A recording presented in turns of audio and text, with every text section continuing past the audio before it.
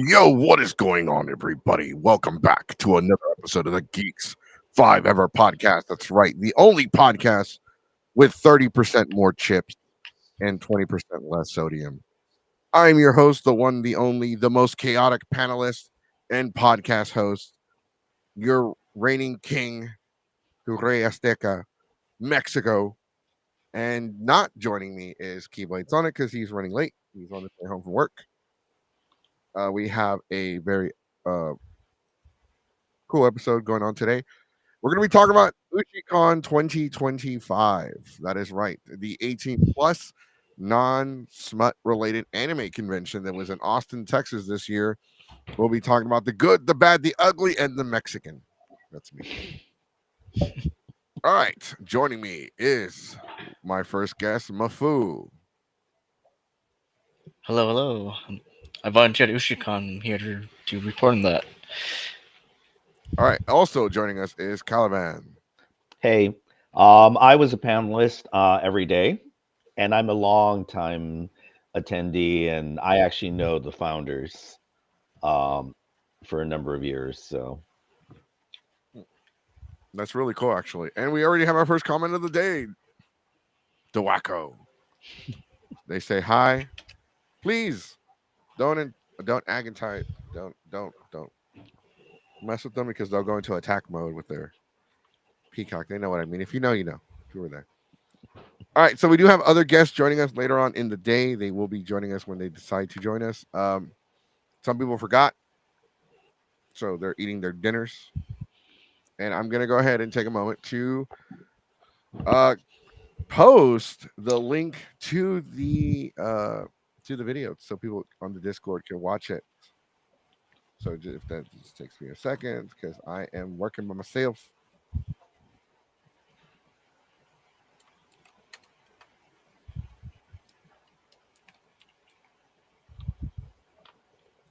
All right, hold on. They were just asking. They're like, "Where's the link to just watch?"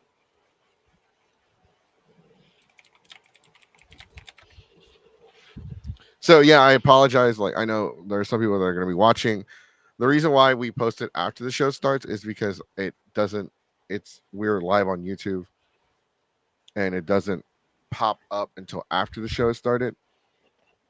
And I could do it to where it's already set up in advance on YouTube, but it's complicated. Restream is still like a work in progress. Oh, Dewaka says asserting dominance. Peacock and Ohio. I don't. I'm sorry if I read that wrong. All right, so we're gonna be. I don't know if we have a skinny today.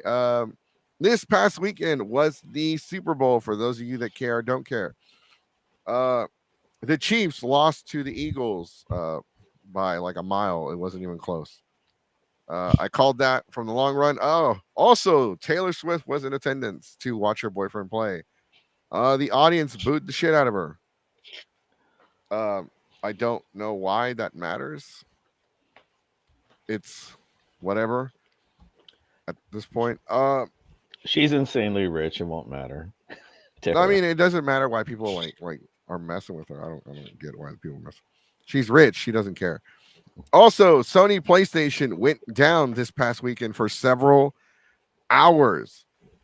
Uh, so that's kind of weird.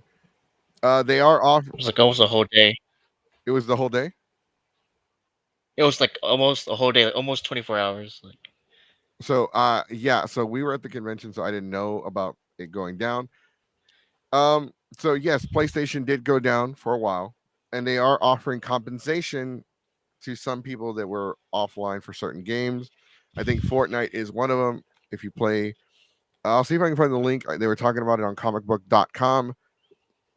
But yeah, so if you were affected by that, if you were affected by the PlayStation outage this past weekend, you might be entitled to some compensation. But a lot happened this past weekend. Also, there was another convention this past weekend, Aggie Con.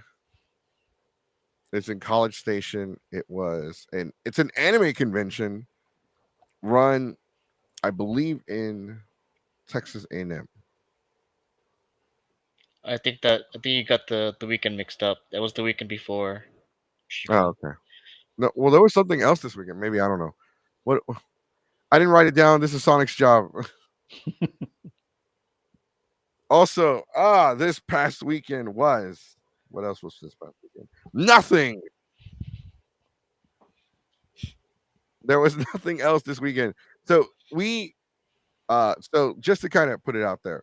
So I did run the audio. I did run like some of the equipment for USHICON.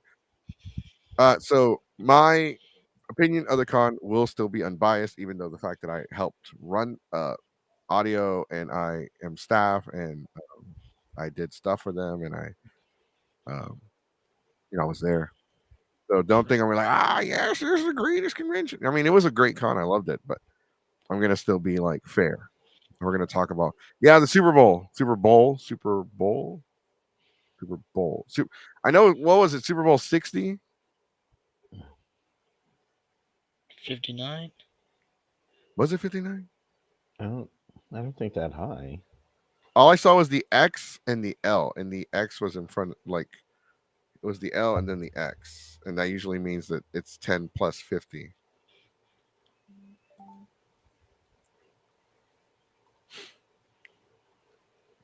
But It's 59. okay, it was 59. Oh, close, very, very close. All right, so tell us about what was your role, Mafu, at USHICON. All right, so I applied to be a volunteer again for the same position, like a video room. So I worked the video room. So if you were in the video room, so I would sometimes be there to work it. And it's the video room that had like more of a like the bigger video room with all the rolling the chairs and stuff. Okay, we do have some comments. Gonna kind of address them real quick. See, that's what they said. Oh, hey, oh, hey, oh. 312 is here. Yeah. A podcast is here. Let's go. All right. So if you have anything you want to share with us that you want on the screen, go ahead. That's what the chat is for. Okay, they did answer my question. Corpus Christi Anime Con happened February 7th through the 9th. That's what it was. Anime Corpus Christi. I'm getting them confused. All I know is that was like the convention Deacon was going to. If I say Taco Bell 3 times, Deacon Rap might show up. So Taco Bell, Taco Bell, Taco Bell. Oh, he'll be here. He'll probably be here later. Anime Corpus Christi. Pachinko says hello.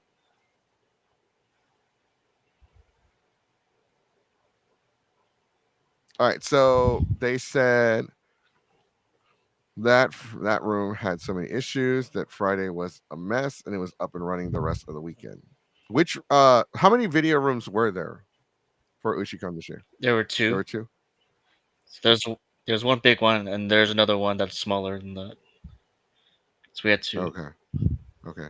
And Caliban, what was your role at the convention this year? I know you briefly mentioned it to me. Yeah, I've been doing panels at the con for like several years, and I actually had one every day. So I was driving back and forth to the hotel. Oh, you didn't stay at the con? You didn't stay at the hotel? Well, I don't. I live like less than half an hour away, and so I'm trying to. This year, I had to save money. I got a big trip to San Francisco coming up, so that's where I'm blowing my dough. So okay, that's fair enough. But yeah, I was pretty much I was doing I was part of programming every day. So and Friday had some interesting sound challenges that they addressed and that were dealt with because all the rooms are in so close proximity, and we weren't allowed to completely shut the doors because they automatically lock, supposedly. Yeah. And so we could get most of the sound if you got it most of the way and there was a stopper, but it got kind of messy at the end of the evening, in the beginning of the evening on Friday, when there was a panel, and even though we blocked the door, I forget what they were doing. They were trying to get people to participate over in the video room, in the arcade, the game room, and then the guys was resorting to to hawking people in with a mic, so the sound went straight through the walls, and so it was very hard for the person to be talking about what they needed to be talking about, and it was like a technical panel on sewing. So that was kind of tough. And fortunately, the other 2 days that issue was addressed, and they were able to like deal with it. So that didn't happen again. So how many panels did you have this? I had weekend? I had 3. Um, And how many, like, were they all one day? Okay, you oh say you no, no. came multiple days. Yeah, Friday I had one about Hong Kong cinema. Okay. Um, Saturday I had one about queer heroes on film, like superheroes and badasses. And then I did an anime superhero panel on Sunday, and overall it went pretty well. I mean, I had the misfortune on Saturday to be up against the guest star when he was doing his live drawing, Oh yeah. and also there was a leather workshop going on at the same time. So it's like almost everybody went everywhere else except my room. I mean, I had people, I had a couple of people, and you deal with it. I've done that before. I always say, as long as you outnumber me, I don't care. You know? Right. No, that makes sense. Yeah. I mean, I've been a panelist for years, and I host a panel 101. Like, do you want to make your own panel? And one of the things I talk about is that, as a panelist, you're gonna have panels where one day, like, you could do the same panel for every convention. One day it's gonna have like no one shows up to it, or 500 people show up. Yeah. It's always different depending on the con and the audience, the environment, and all that good stuff. And But yeah. no, go ahead. Oh, and just to elaborate on that, I won't name the con, but I had like a number of panels that had been was constantly accepted over the last year and a half, and people were going there. And then I submitted them to this one con, just assuming one of them, surely I had like 5 or 6. Odds are one of them. And it was like the first time it was ever completely rejected.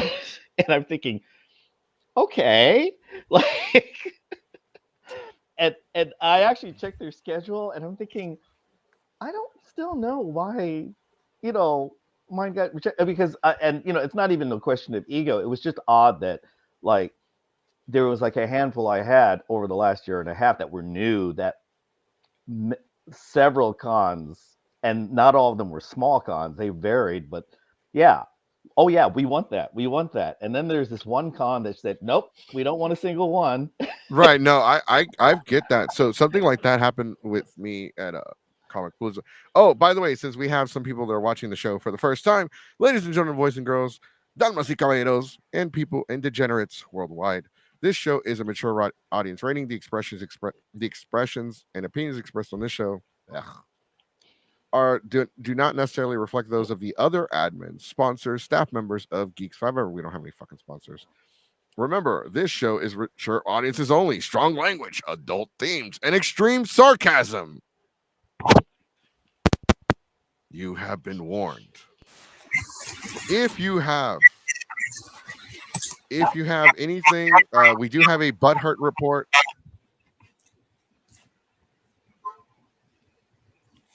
Who's is doing that? All right, so we do have a butthurt report you can sign and submit to Geeks 5 Ever.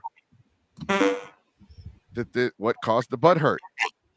What was a tissue needed for the tears? Will you be able to move past it? Reason for filing the report.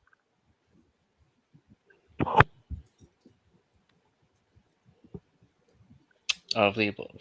All the above. All right, so that's happened to me. I've hosted panels for conventions all over the state and other states. I'm a national panelist because I've done Louisiana, I've done Chicago, I've done Mexico. So, well, that's not national, but you know what I mean. Yeah, that's international. Right. So, we did it for Comic Palooza, and I'm not. I'll go ahead and say it. I signed up for Comic Palooza. I've hosted panels for Comic Paloozas for a very long time, since almost as long as they've been around. And last year was the first time they kind of told me, "Well, we appreciate all the hard work you've done for us. We really do. We do like working with you, but we're going to go in a different direction this year." It's pretty much like a, hey, we know you sacrificed a lot, but fuck you. Uh, and I was pissed. I was really upset, and I talked to some people about it, and I was like, you could have at least been honest with me. Like, this is like a generic. Like, if you don't know what you're doing, this might, like, people are like, okay, I guess I see what they're coming from. Like, no, I've been around the block, bro. I know what you're talking about. Like, because so here's the thing: a lot of conventions, which I don't blame them, which I actually do encourage, they want to go with a lot of new panelists nowadays. Because we have had, like, you see a lot of the same panelists at the same cons, and like you see the same panels, Oh yeah. and that's why we are constantly like coming up with brand new panels. Like, we did It's Morphin Time, the Laura Power Rangers. Oh, I was there. Wait, hold on. Is that Mafu? Is that is that his? Yeah, it's wait, okay. So Okay. all right, so okay, I think okay, I'm gonna turn down your gain, Mr. Caliban, real quick. Okay. We can still hear you, but it'll pick up less of your background. Oh, all right. All right, so I mean, all right, let's talk about the convention. So we like I said, we do have other, and for those of you watching from the Discord, if you at one point want to join, let me know in the comment section below, and I'll message you in the Discord, and we can go from there.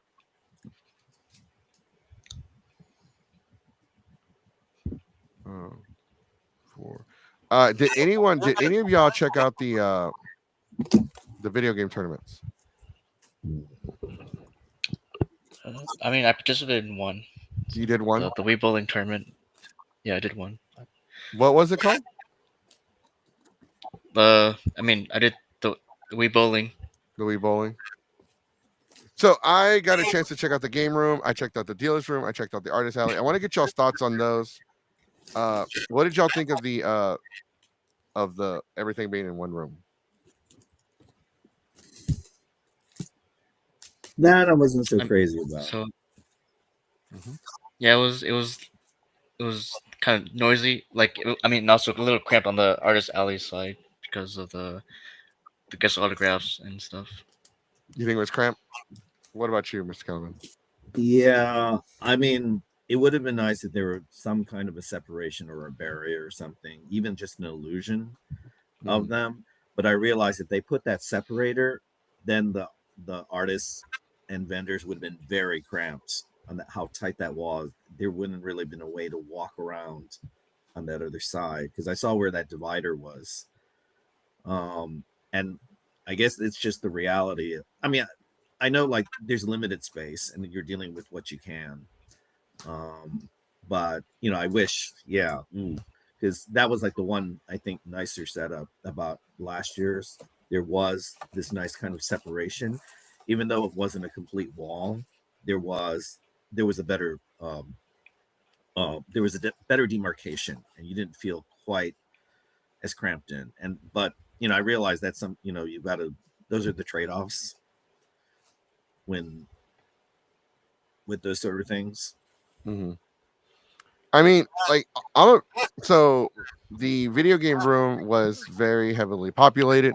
Me personally, I don't really do gaming room. I don't do any of that stuff because I have a console at home. If I want to play, I'll play consoles. If I want to play with other people, I go online or I go to the arcade. Usually at conventions, I have multiple panels. This year, I ran audio, and so it was I actually had a lot more to do. Me personally, I had 3 panels and I was hosting karaoke. Mhm. So for those of you that went to karaoke, let me know what you thought. I heard people loved it. I heard many different things, mostly good. Mostly good. I did hear I did have some couple complaints, but we are going to address those. We're going to talk about that, but I so I think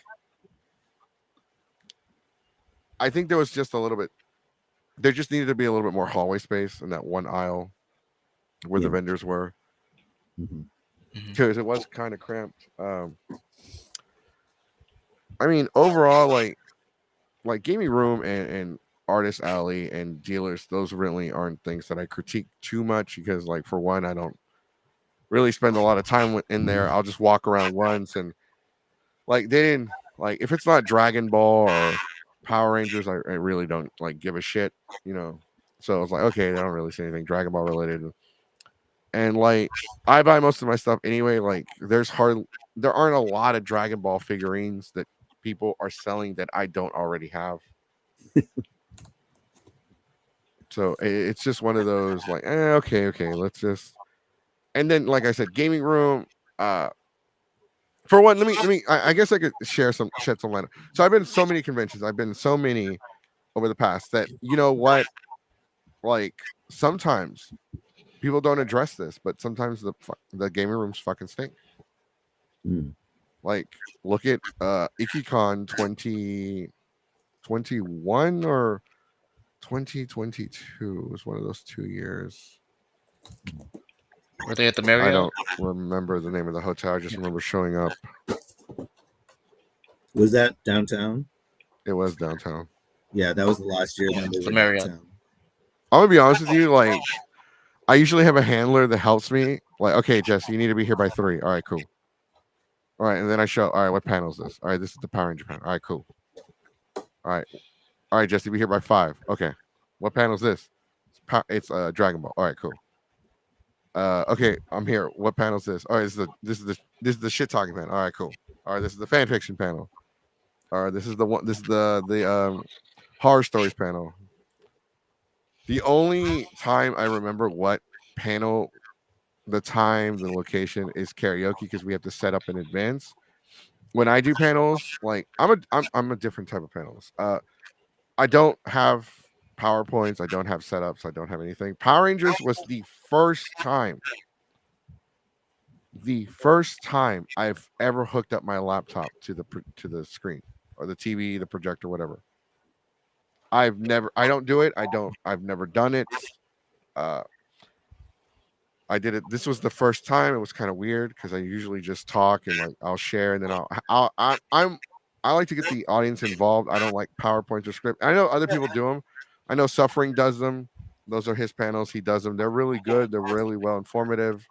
They're educational. I like those. There are other panels where they do a lot of PowerPoints, and they just get they do get boring real fast. Mhm. But Well, I get that. And it's plus what you're comfortable in your style. You said if you have a more organic approach, then yeah, like I can see how being with a having I remember some of the technical difficulties you had on Sunday. Just there was a discomfort and I mean that's not how my brain works. Like I have a lot of panels that are more lecture or history. So it's mhm, very important that I have things I do mhm, have slides because I need information to connect and I've got it worked out mhm. because it's about and I want to make sure there are certain nuances, but at the same time I know the importance of kind of going off the fly. I've seen some panelists that are so slave to a script, and you can tell. You Mhm. can just it feels like it feels like a little a little soulless. Right. So and that's like it's very important. It's like I'm really glad you brought that up, because I do host a making your own panel 101, because I do encourage other people to do panels. I want other people to do panels. I want I am like, people are like, well, people are going to steal your ideas. People are going to try to do it. I dare you. I double dare you. Steal my shit. Try to do it better than me. Because I'm going to get better.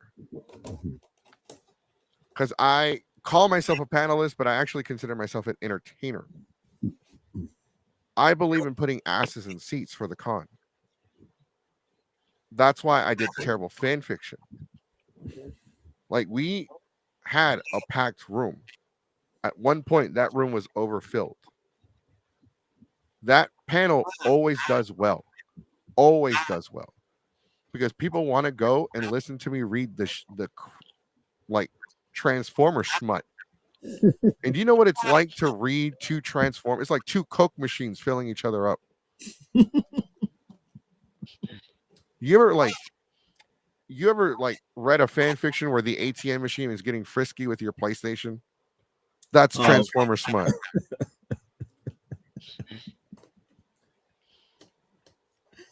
And like when I do my panel 101 making, I don't sit. I hate sitting behind that damn desk, that table.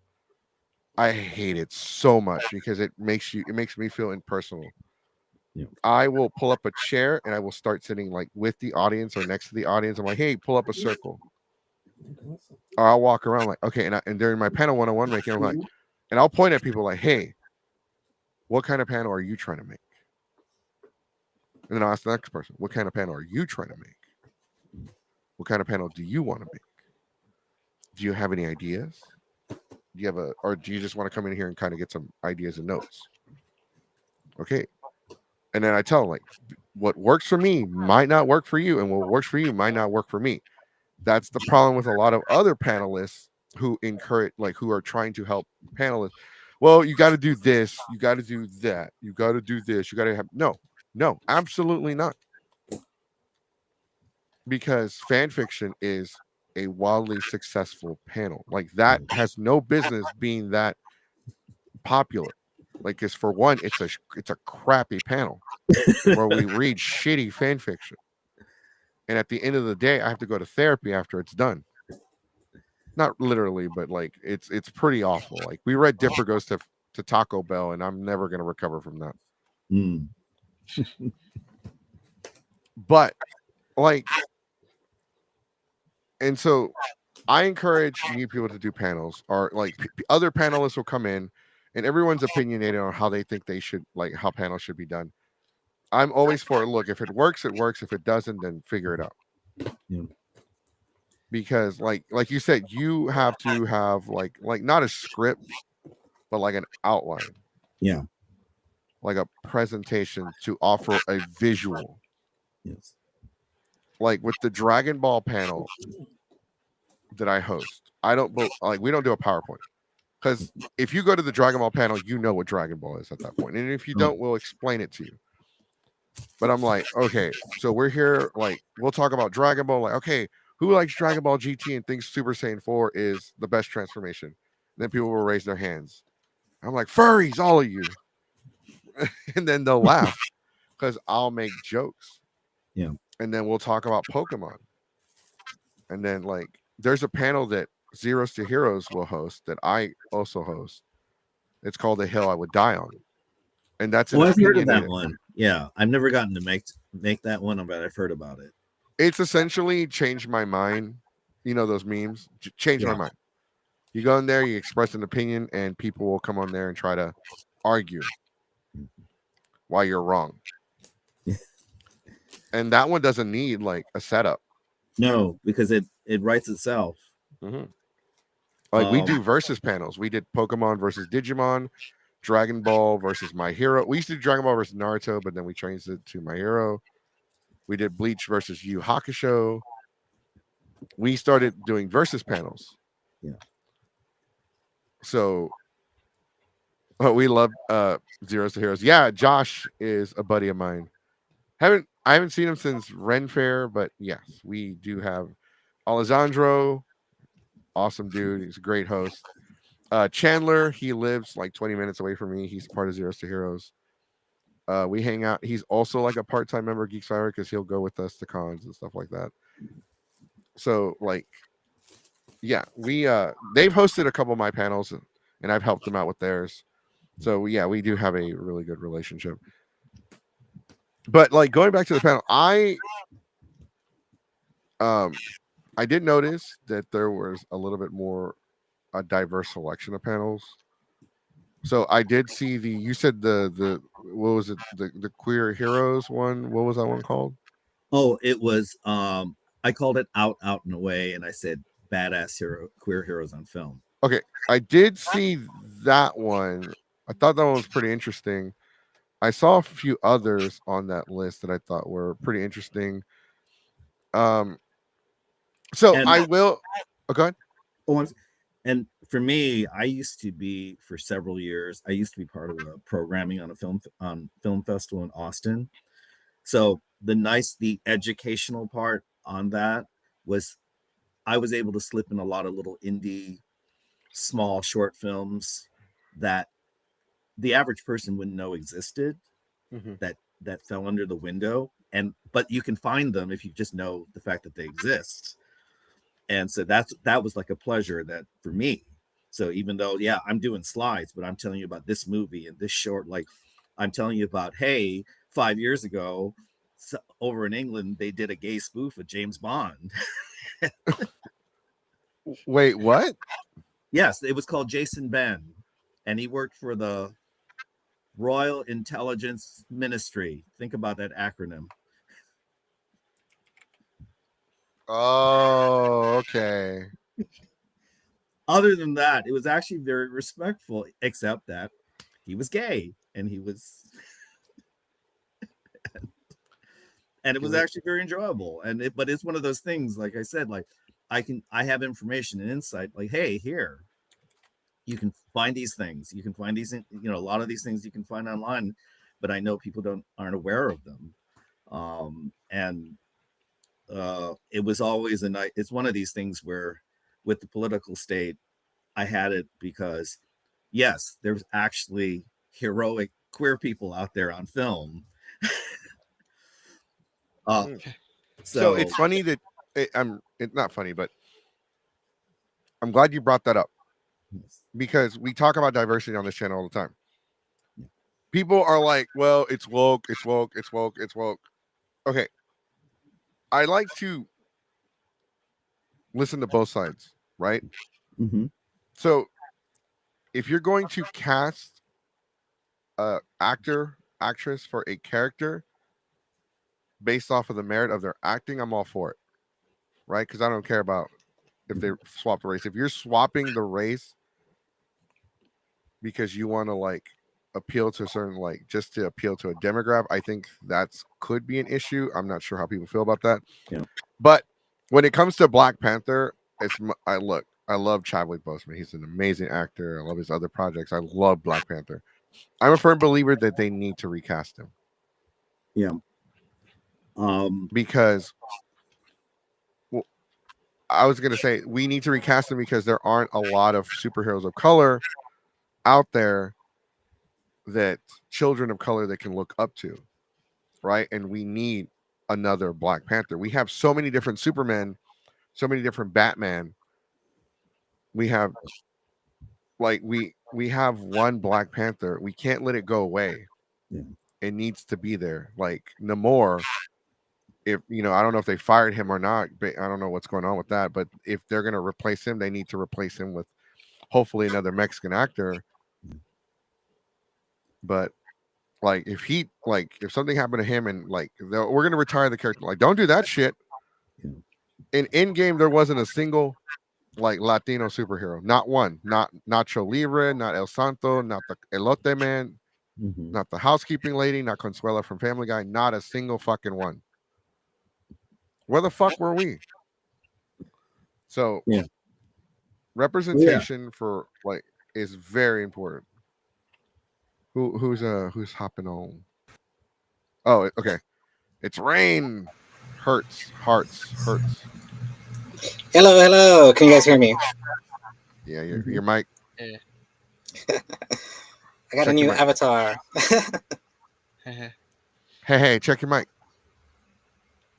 Let me see. Make sure it's running through your actual microphone and headset, because sometimes when you join, it doesn't do it right away. Oh snap! Shout out to One Up Definitive Studios, who are in the chat. Hold on, let me put on my chapstick so I can kiss their butt. Hold on. No one likes their ass kiss with chapped lips.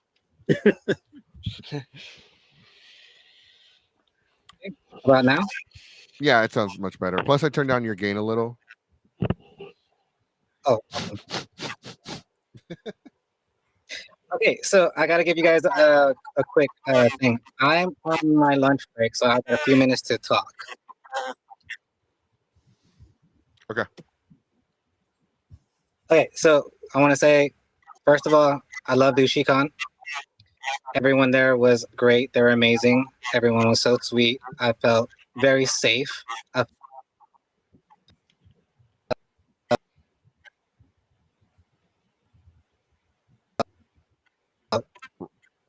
Rain, you're cutting out.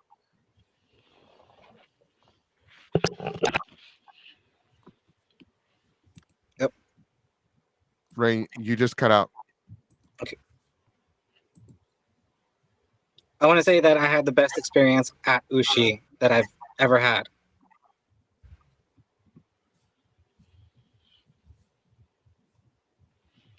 Did you want, since you're only here for a bit, did you want to give your score? That way I can put it in the calculator. Yeah, I want to go ahead and give you guys a 9 out of 10. Holy shit. Okay. No, I'll tell you why later. I said that. Oh. I'll tell you why later. Why I said that. But yeah. Oh, okay. But it was a little empty until about 6 o'clock. Then the crowd really picked up. They were really cool people there. Saturday was an absolute blast, not only with the scheduled events, but with the community run events. And then Sunday was a very chill day where everybody just kind of chilled in the lobby and had a good time. So, yeah. So to answer Sephi's question, yeah. So unfortunately, Sephi, everyone that was booked today is coming late. So we got some last minute early guests. Because we have multiple people coming on. They're coming on much later, so the show might run a little longer today. But with everybody that comes on the show, you don't have to stay the entire time. You can come and go, like Rain over here, who decided to pop in and be like, yes, greatest thing ever. I don't know why I gave you an old accent. I'm sorry. I didn't mean to do that. No, it's fine. But I do have to go because my lunch break is ending. So you guys have a great night. I'll keep watching the stream when I can. All right. No, thank you for I need to change the damn invite link because I didn't even send it to Suffering and he's here. I did invite him. He was already invited, but I forgot. Welcome, our fellow panelists. Hello, hello. Welcome. So we have 3 of the panelists for USHICON here now. Oh my god. It was okay, so this thing is not Jesse friendly. Okay, Caliban was one. Suffering and me, Mexico, we were all panelists for USHICON 2025. We were actually talking about like the kind of panels, and what were your thoughts on the panels this year, and how many did you have, and were they all in one day or spread out? So I had 3 in total, 1 on each day. So on Friday was my speech panel. You've seen that one before. Mm-hmm. Really just kind of a workshop demo, work on your public speaking skills type of deal. Saturday was my sort of version of the hot takes panel. It is called Being the Wrong Type of Asian in the Anime Community. I caught that, and I love so the 5 minutes I was there, I really like that. I thought that was really like well done for like the little time I was there. and I'm kind of annoyed I couldn't stay the entire time. I only went in there to make sure you were okay, not dying. Yeah.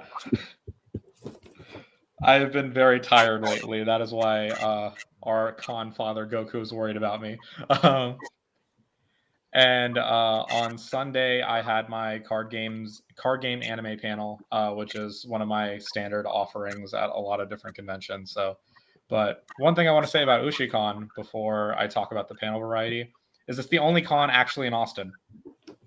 Everywhere else is like Round Rock or somewhere else. Wait, right? So, no. There's another one in Austin next month. Komori-con. Yeah. Okay, MoriCon, but that's like a new one, right? It's the returning con, Yeah, but it's but the con from Austin. but still Austin. They started it last year Yeah. with that UT. So I guess what we could say is USHICON is the last OG con Yes. in Austin. Because everyone ran off to Round Rock, San Marcos, or somewhere else. Or And Houston, so- in the case of DreamCon, you know. Yeah, there has been Hey, a hey. Let me put Contraction. this out there. I am so happy DreamCon is coming to Houston. And this is the only time I'll mention this. Maybe not. I don't know. We'll see how the day goes. Because fuck Anime Matsuri. Fuck them and fuck their hold on the George R. Brown Convention Center. I'm so glad DreamCon is coming here. Because for one, I want to experience it too.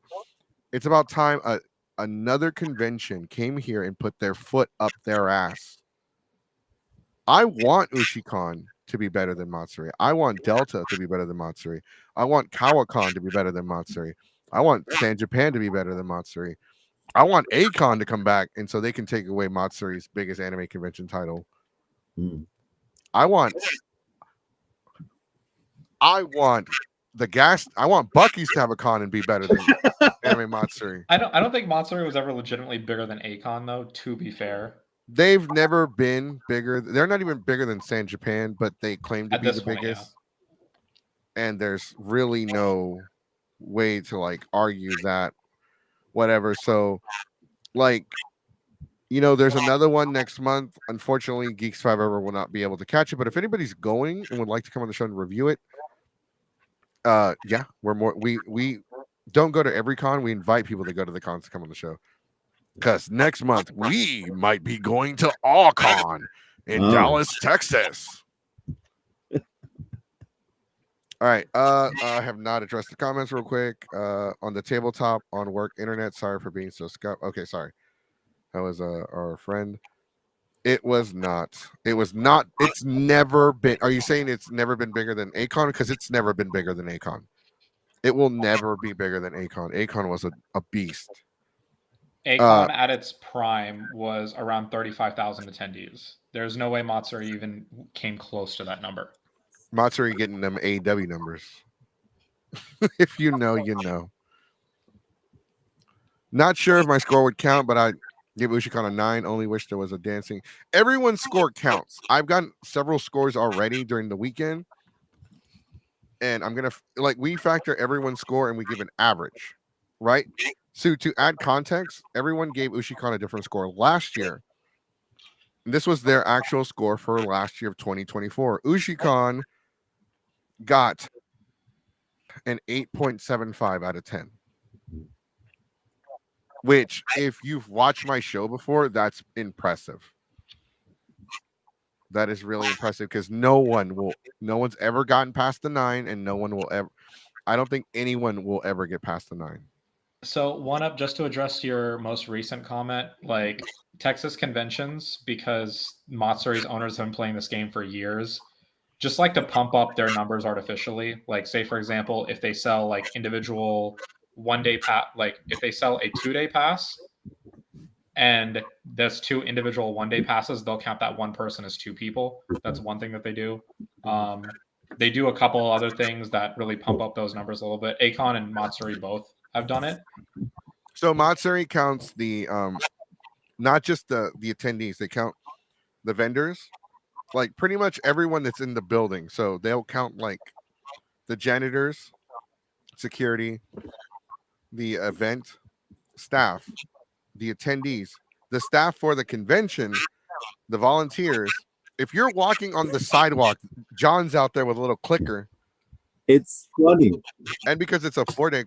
It's funny when you're talking about how stacking the books, because I remember a couple years ago, there's a site called Nerd and Tie, and they cover like all the anime news and activities up in the Midwest.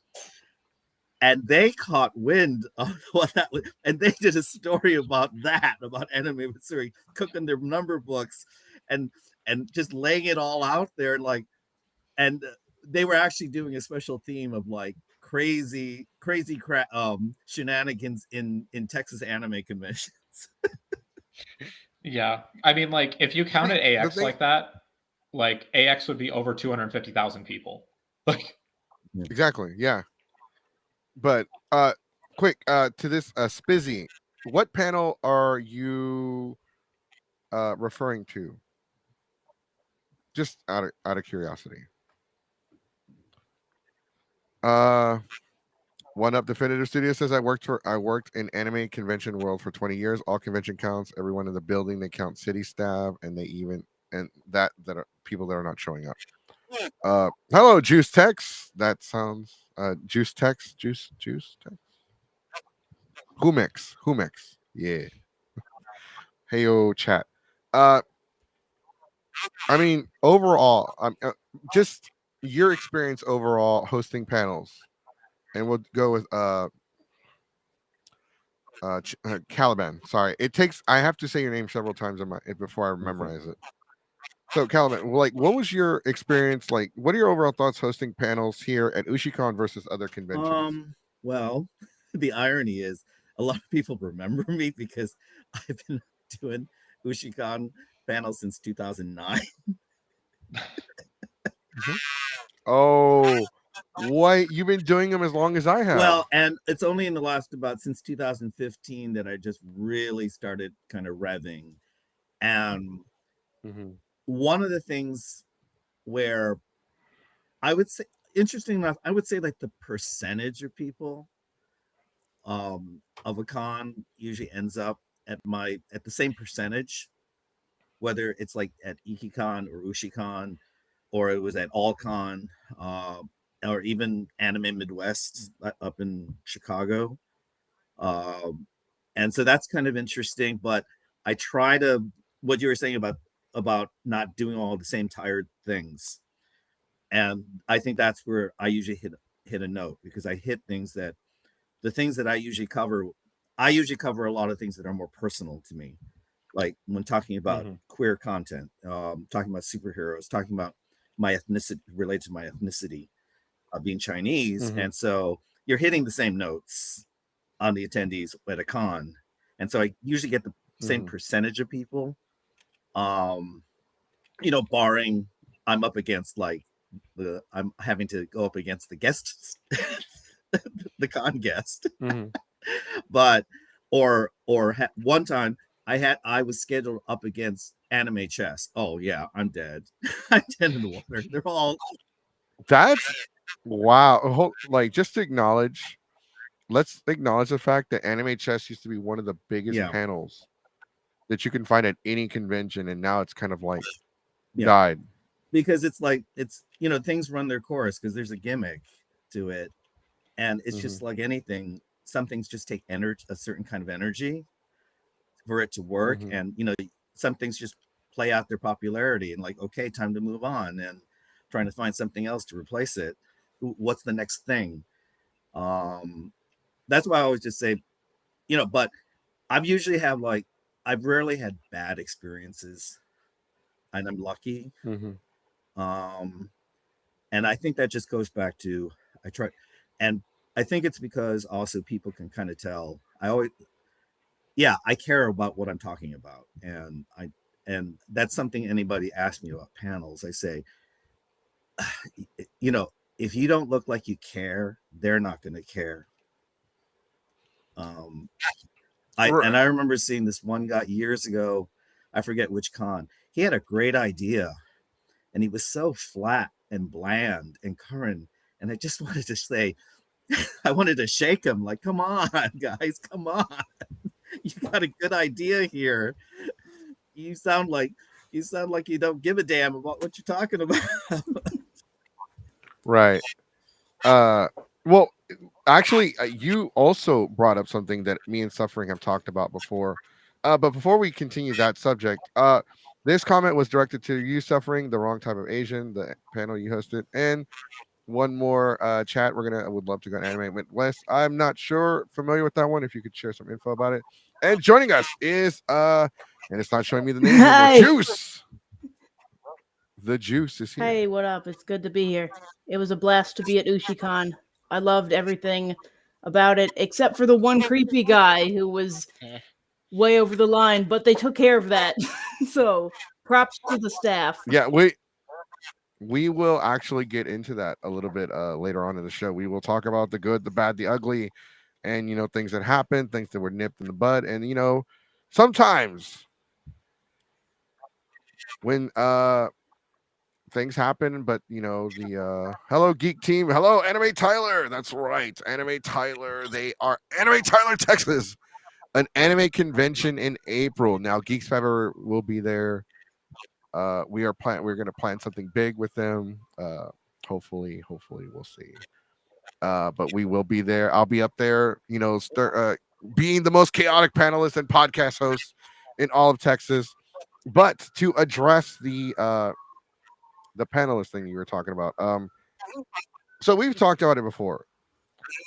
I've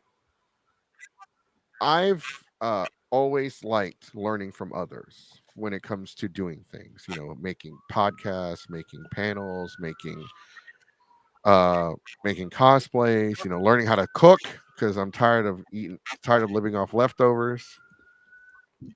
And I will say this: there are two. Is the panel submission still open? Because I still have a few more I haven't got, because I was USHICON staff and I've been getting ready for the weekend, and I don't really need to put all my business out there. Sorry. But And yeah, I can just let me always know. do more as well. But yes, way more. We'll do everything and so, because there's some panels I want to host that I'm adjusting for the con. I'm definitely not bringing terrible fan fiction to that one, because that one it doesn't have the same flair as it does. A family friendly one doesn't have the same spark as a 18 plus one does. But to kind of go what you were saying, so one thing I've learned with panelists is that, and we've talked about this before, before right here in the show, like this very episode, we said that not what works for somebody doesn't always work for everybody. Like, there are people like Suffering. So Suffering does a speech panel, and I think that is one of the most important. When it comes to starting panels, you want to attend how to make, it doesn't have to be mine per se, but it has to be making your own panel 101. But you need to attend a speech panel, or at least take a public speaking class or something like that. We're Toastmasters. Because exactly, like, the thing is, not everyone does panels the same. Some people go up there and they treat it as a lecture. I can't stand that shit. I didn't come here to learn. I didn't come here to read. I came here to be entertained. That's just me, right? And people like that. And I do like some of the more educational panels where the host actually has some kind of personality, because they don't have a flat voice. Like, they can adjust their tone according to the material or the vibe of the room. So it's important, like for me, my entire personality when I host panels is professional. Like, I'm the personality of a professional wrestler. Like Eddie Guerrero, The Rock, LA Knight, all of these guys, Roman Reigns. Like, I used the professional wrestling mic whenever they cut a promo on a mic. That's how I run my panels. That's why when I go in there, I am the most chaotic panelist and podcast host in Texas. And then for my panels, in this panel, we will say there will be jokes, there will be sarcastic comments. I will say things about being a Mexican. If you are easily offended or find things I'll let them know, hey, just I mean, you might be offended. It's fine. But if you're not cool with that, then there's the door. No one's gonna say shit about you. No one's gonna make fun of you. No one's gonna say anything bad about you because I will make sure they don't. Right? And I give people fair warnings. And like I go into this persona because I try to be entertaining. I try to be like I don't know if you guys were at the cosplay showcase but when I opened up and started yelling, I didn't even use the mic. I just started and that's how I do it to catch your attention. I had a much more elaborate opening, but Desi kind of already started introducing people. She's like, let's get started. Wait, I wasn't done with my intro. I was just introducing you. I wasn't starting the show. But it is what it is. Like I like teaching that though to people. Like, hey, go in there and just you gotta sometimes burst out of your shell and be like, oh yeah, like the macho man or the Kool-Aid guy. But Juice, we didn't ask you. I forgot. I'm so sorry we didn't ask you. But when you attended USHICON this year, were you an attendee, panelist, volunteer? I was just an attendee. I had a friend who was a panelist. Mm-hmm. What was their It was panel? Holly's panel on smashing keys in rhythm game. It was called A Musician's Guide to Smashing Keys in Rhythm Games. Oh, okay. I remember reading the Musician's Guide. Okay. So I try to remember all the panels that are at the smaller cons. It's harder for the bigger cons, but I know the smaller cons are a little bit easier. Okay, I did see that one. What was your thoughts on the panels? The panels were really good. There was a few that I missed that I wish I didn't miss, but I was very busy in the tabletop room more so than I usually am at a con because it was a really excellent tabletop room. But I did enjoy all the panels that I went to see. And Mafu, we didn't get your thoughts on the panels either. What did you think of the panels, or did you get to attend any this year? I thought it was a great selection of panels, and the one thing I love about USHICON's panels that we got some panels that covering some niche topics and niche fandoms. Like they had an Uma Musume panel, they had a Toho Project panel, and some Macross panel as well. So yeah. So I know what Toho is, but I don't know what the other thing is. So Uma Musume is about horse girls. The horse that run. Horse girls that run. What is it? What is it? Uma Musu? Moose means like horse girl. It just means horse girl. Yeah. All right, Horse Girl the anime Yeah. is what we're gonna call it. Horse Girl the anime, not They My Little Pony. actually, unironically, have the best running animations in all of anime. Yeah. Yes. Better Yes. than Naruto? Yeah. Yes.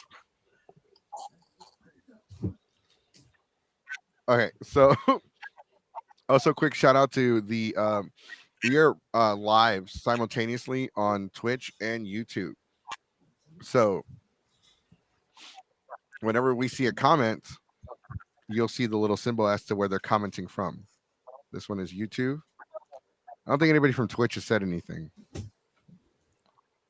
No, they haven't said anything from Twitch. Twitch is they like to watch more on Twitch than they like to comment. All right, but so you were all right. We have one person that was volunteer, Mafu. Let's get your thoughts, man. What did you think? So whenever we do convention reviews, we try to get different aspects of the convention, covered, right? There are certain things that we will not cover because they're not the convention's fault. Whether the convention, it's not like the con chair called God and like, hey, can you fuck up the weather for everybody? Actually, that's a running theme for USHICON from year in, year out. One year when it snowed, one year there was a fire. Oh a my fireball gosh. hit. This was the cleanest weather that USHICON has ever had. Yeah, it was really nice weather. Yeah. Yes. It was warm too. Other things we don't. The hotel having issues per se. If it's out of the controls, it's not like, all right, Jesse, we need you to go and fix the AC. And then I'm like, why? Because I'm Mexican. I know how to fix the AC unit. You're right, but you're wrong. No, room parties, shit like that. Oh, there weren't any room parties. Like my friends couldn't go. Like little shit like that here and there. It's not like the con. Like, hey, uh, um, Suffering's friends. Yeah, y'all not invited. Y'all can't come. Is that But like room parties, shit like that. Someone double parking in the parking lot. Con drama. Con drama. We do not rate cons on. Why? Because con drama is personal drama between people that can't be adults, that didn't get the high school thing out of their system, so now they're reliving it as grown-ass adults. They pay bills. But yeah, those are things that we do not rate the con on. The Super Bowl being on the same weekend, yeah. Also, there was a Like the power going out Weebs randomly. watching That's a football. good yeah, one. it happened during one of my shifts. The power went out, so shout outs to Franco for helping me through the. Franco Taco. It was only out for like a minute or so they fixed it real quick. Okay, so I didn't know. So we had like one thing I'll say that I really appreciate about USHICON, they fed us. Right? They fed us, but I ate a lot this weekend. Like I ate a ton of food. And so I felt bad. So I didn't want to eat all the food in the room that was for the staff and the volunteers. So I ordered a pizza. So we ordered pizza and a bunch of wings, right? We got like stuffed crust, pizza, and like 24 wings for like $35. Now, funny thing is when the power went out, he was out actually getting food, while me and another volunteer were behind sound. We were just like, okay. Like, as soon as he leaves, boo! And so it's funny because yes, I did walk off to get the food. I walk outside. I'm talking to the guy. He's like, Goku, like, yeah. Here's 40. Keep the change. And he's like, yeah, bro. Like, oh, he's like, because he thought I wanted change back. He's like, oh, did you want change? Like, no, just keep it. Like, I didn't. Like, okay, because DoorDash people don't usually carry change. I know. I used to do Uber Eats, so I know you're not supposed to carry cash. So it's fine. Don't worry about it. So I walk inside, and the fucking door won't open. And I'm like, what the fuck? And I'm flipping out. I walk out and I'm like, what the fuck? And I want to pry it open. And I'm like, no, I'm gonna break the fucking door. Because I could have, because I like the thing wasn't that bad. So I was like, okay, I can pry it open. And somebody, oh, Sonic! we have our co-host. This is Keyblade Sonic. And his mic is on mute. Hi. So those of you that don't know, Keyblade Sonic is my co-host, and he's the other half of Geeks 5 Ever. When I can't go to a con, he goes to I'm a the con. rep. He's the rep. That's right. So I'm trying to walk. I walk, the door won't fucking open. I'm like, what the hell? And I'm like looking around. And I'm like, hey, and I thought the sensor broke. Can somebody walk up to the fucking door and see if it'll open? And then I look at the sign. It's like, this door will remain locked at 11 p.m. after 11 p.m. And I'm like, is that a.m. or p.m.? And then I look outside to make sure it's not dark. I physically walked outside to double check it was still daylight. Cause I'm like, how long was I fucking gone? And then I walk out there and I'm like, and I walk back in. I put the pizza down and I'm thinking to myself, this is some bullshit. This is at a hotel. I'm like, is this at this is the con hotel because they had a power outage. God. Like for a split, and I was outside, so I didn't know there was a power outage. Yeah. I just assumed like, oh God, don't. And I'm like thinking in my head, ICE is on its way for me. They don't want to let my Mexican ass back in. And I'm like about to like fucking pry the thing open. It just opens slowly. I'm like, that door is fucking possessed. I'm done. It was I'm on. fucking It was. done. It was by Fuck this design. shit. It was I felt that way, dude, because it was like, because everybody else is like, because I didn't know the power went out, and so like I was the only one in the like not literally, but I was the only one in the dark. And when I walked in, the door wouldn't let me back in. I was like, this shit, and in my mind, I'm like, this shit was done on purpose. Like they're trying to keep me out. This happened around like 5:30, so it should be daylight out. It's 2 at the time. It was still daylight. I know that for sure. It's 5:30. Yeah, especially with like before we spring forward again. Oh God, I forgot about that. So like, yeah, there was a power outage. It only lasted a split second, but I didn't know about it. I didn't find out about it until after everybody started talking. Hey man, that was crazy, that power outage, right? What are you talking about? Power outage? What power outage? I say Mexico. What the fuck are you talking about? Like, oh, the power went out. I'm like, is that the reason why the fucking door didn't open? They're like, oh, you were trapped outside? Like, yeah, I was trapped with the food. Like, I would have eaten it out there too.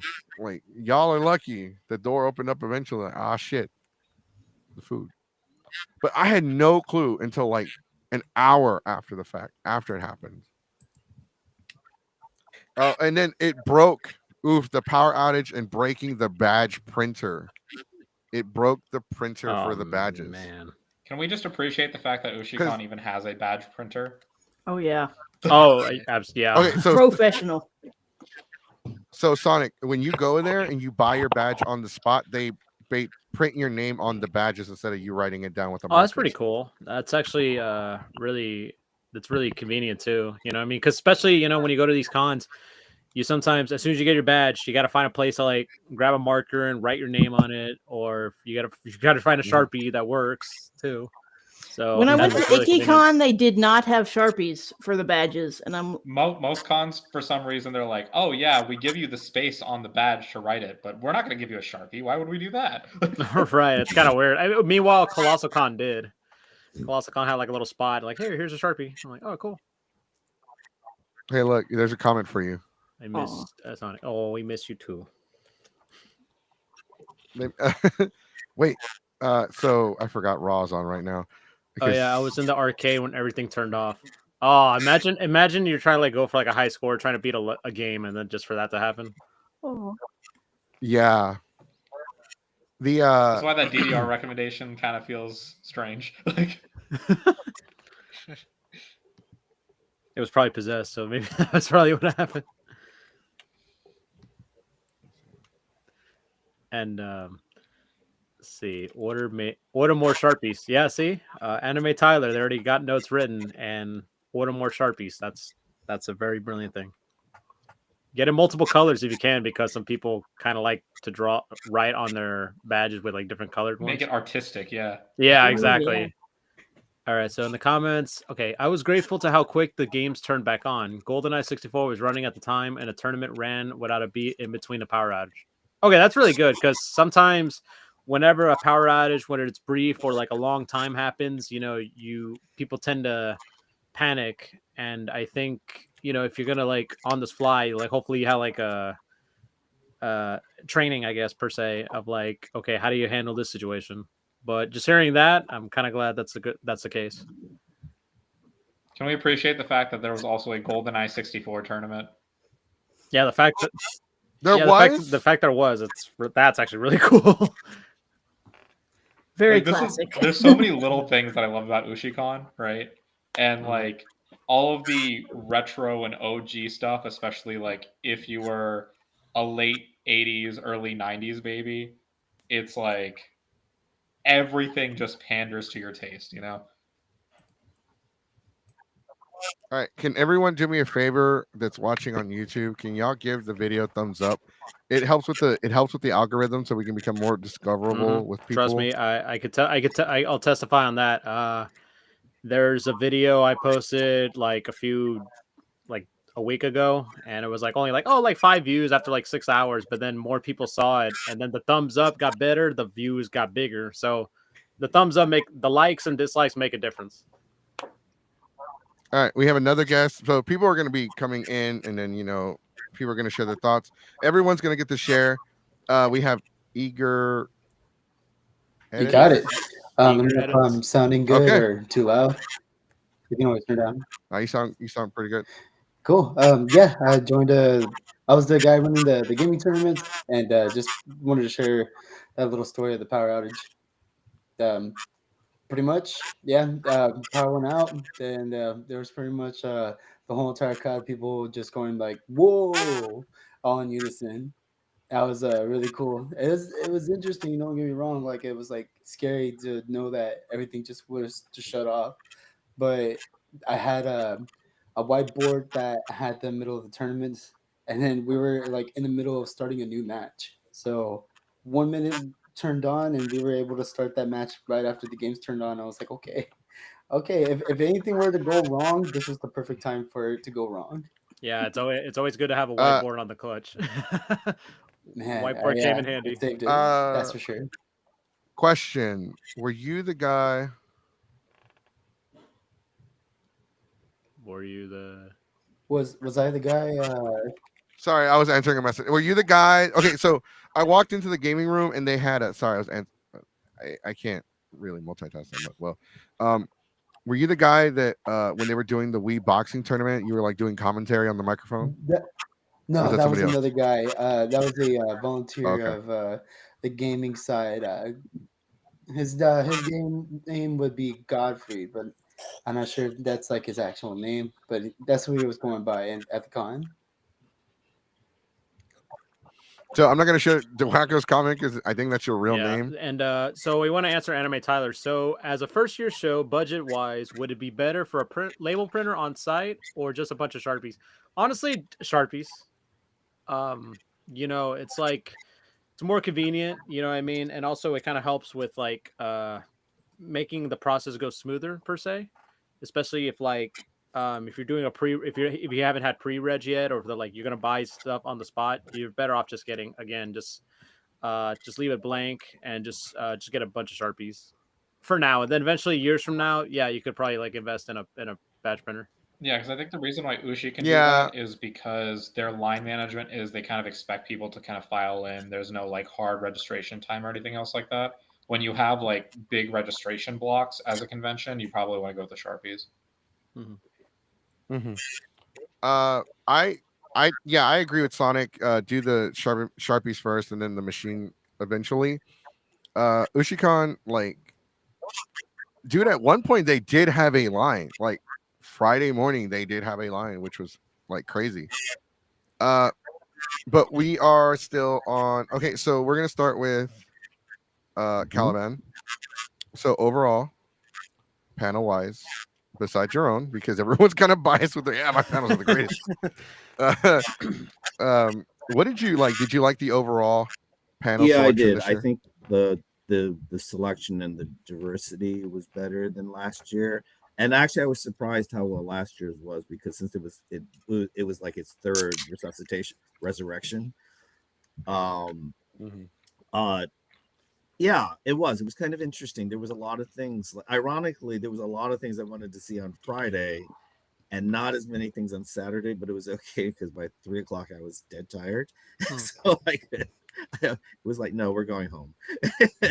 But there was a lot, like pretty much all day Sunday. Like, yeah, there's something really of interest all day. And and even I wouldn't even mind just slipping in just for even 10 minutes. Yeah, and that's pretty challenging too, because considering sometimes for most conventions the average, like commonly Sunday would be like the dead day, and be like, okay, we're trying to like, the last few hours we're tired, we just want to like do it, but then sometimes some conventions Sundays would be like, okay, this is actually really as equal as like Saturday or Friday as like the peak days. Yeah. I agree with you completely, but as of late, I feel like the Sundays, like you said, like before, it was like, okay, this con has a good Sunday, this con might not, but I feel like as of late, more and more conventions Sundays have gotten better. They're more crowded than they used to be. I remember Sundays being completely dead. It wasn't that with USHICON, there were actually like not as many people as Saturday, but it was definitely like it felt to me more than Friday, even though it was only half a day. And I feel like that's not just USHICON anymore, because we experienced that at Colossal Con. I remember I kept telling you like, oh man, I think so, because I remember saying I think I said it to both of y'all, like, and Sunday's gonna suck, no one's gonna show up, I'm gonna take Sunday a nap. pretty much became like a really good. Like there was like 100 to like more there than was 100 a lot of people there. I think what helped too was that obviously, the water park and all this stuff, people trying to make the most of it and all that stuff. And then I think another thing for me personally, a little biased, I guess, is the flea market that they were doing. That The helped flea a market, lot. yes, I will agree. So to add context, when we say 100 people, we don't mean in the con itself. We meant in the panel room. So, but like, I was really, I'm really more impressed nowadays with how cons can keep, and there were people coming to the convention, and just to kind of like help, because Sonic, you didn't go, so Right. you're not aware. The con doesn't sell single day passes. You have to buy the Yeah, weekend so pass. And there were people coming in Sunday to buy the batch, just for Sunday. And they were coming in like not at 10 or 11. They were coming in like 12. Yeah, they probably 1. must have came from like, all right, well, the Super Bowl's in a few hours. Might as well kill time, go to USHICON or something like that. Or something to the effect of like, okay, well, I just came from, I don't know, maybe they had church or something like that early in the morning, and maybe they just they decided, hey, let's go to USHICON and spend the rest of the day after church. Yeah. What are you building on what you're saying? Yeah. Cons trying to really build that audience on Sunday. I remember like a year and a half ago when GalaxyCon came to Austin, and it was very odd that their Sunday programming, and Sunday was their last day, went till 9 o'clock in the evening. I mean, 7 to 9 was a final costume contest, but up until like 7:30, there was panel. I ought to know. I had the last panel on Sunday, and I still had a dozen people. You were literally the finale. You're the grand finale. You were the, and I thought the main main event. event. Yeah, why did you at least push me back half an hour so those dozen people can go to the beginning of the costume contest on Sunday? So, you just reminded me. I'm so sorry. So, Eager Edits, we never asked you. I mean, we did ask you, but can you state again what was your role at the convention this weekend? Sure thing. I ran the video game tournaments over the weekend. So anything that had been going on at the arcades or the consoles in general, that would be more of my thing. Were you but your official title was it volunteer, staff, or were you with the video game company? Staff. And yeah, pretty much I'm separate from Otaku Cafe, but just more overseeing tournaments. Okay. Yeah, it's just for our audience. I had to I mean, okay, so Mafu, you were a volunteer. What did you think? Did you get to attend any of the panels, and what did you think of the panel selection this year? Oh, never. You already asked me that. Yeah, but we got people joining the show, fool. We got to repeat. All right, so I mean, like I said, it was overall really great. I liked how they had a lot of like diverse, like different kinds of panels. I liked how they covered different niche like topics and covering niche fandoms like Uma Musume, Toho Project, and Macross.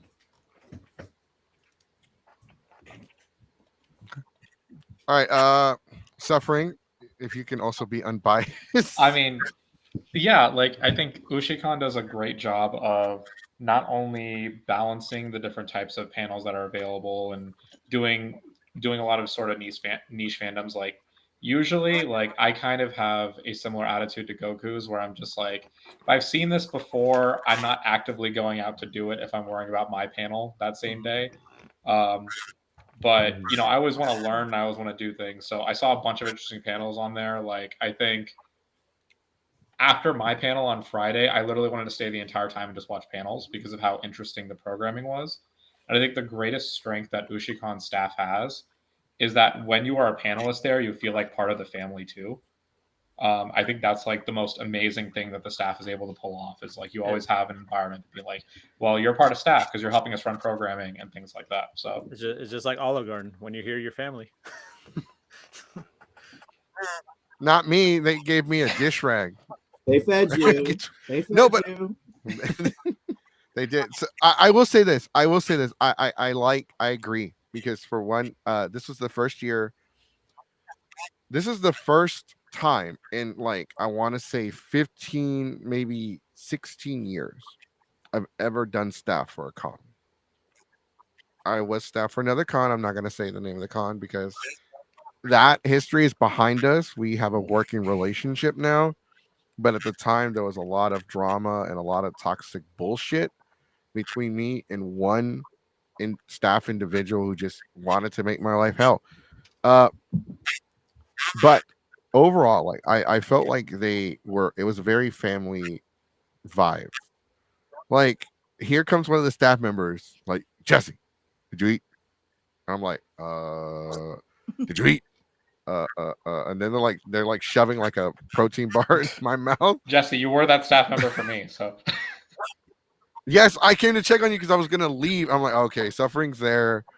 I'm gonna go out. I'm gonna go real quick. I'm gonna go somewhere for a couple hours, and if I don't make sure, like, I'm gonna because at first, because I don't think a lot of the rooms had water stations or like, I don't know. I didn't check inside yours, but I'm like, okay, let me go make sure he doesn't need water.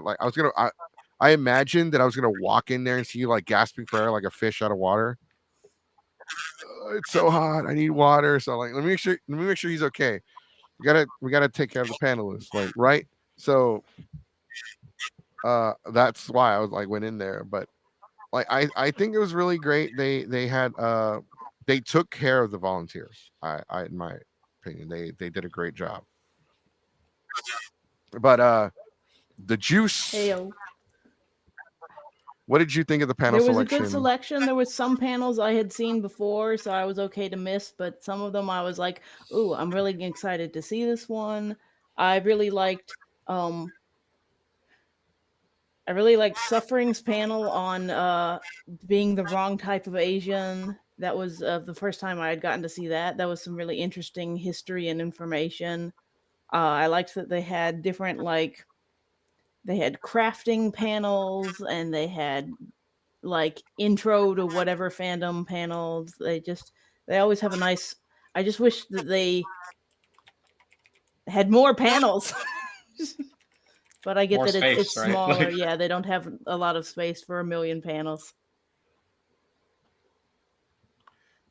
I was gonna actually brought up a good point.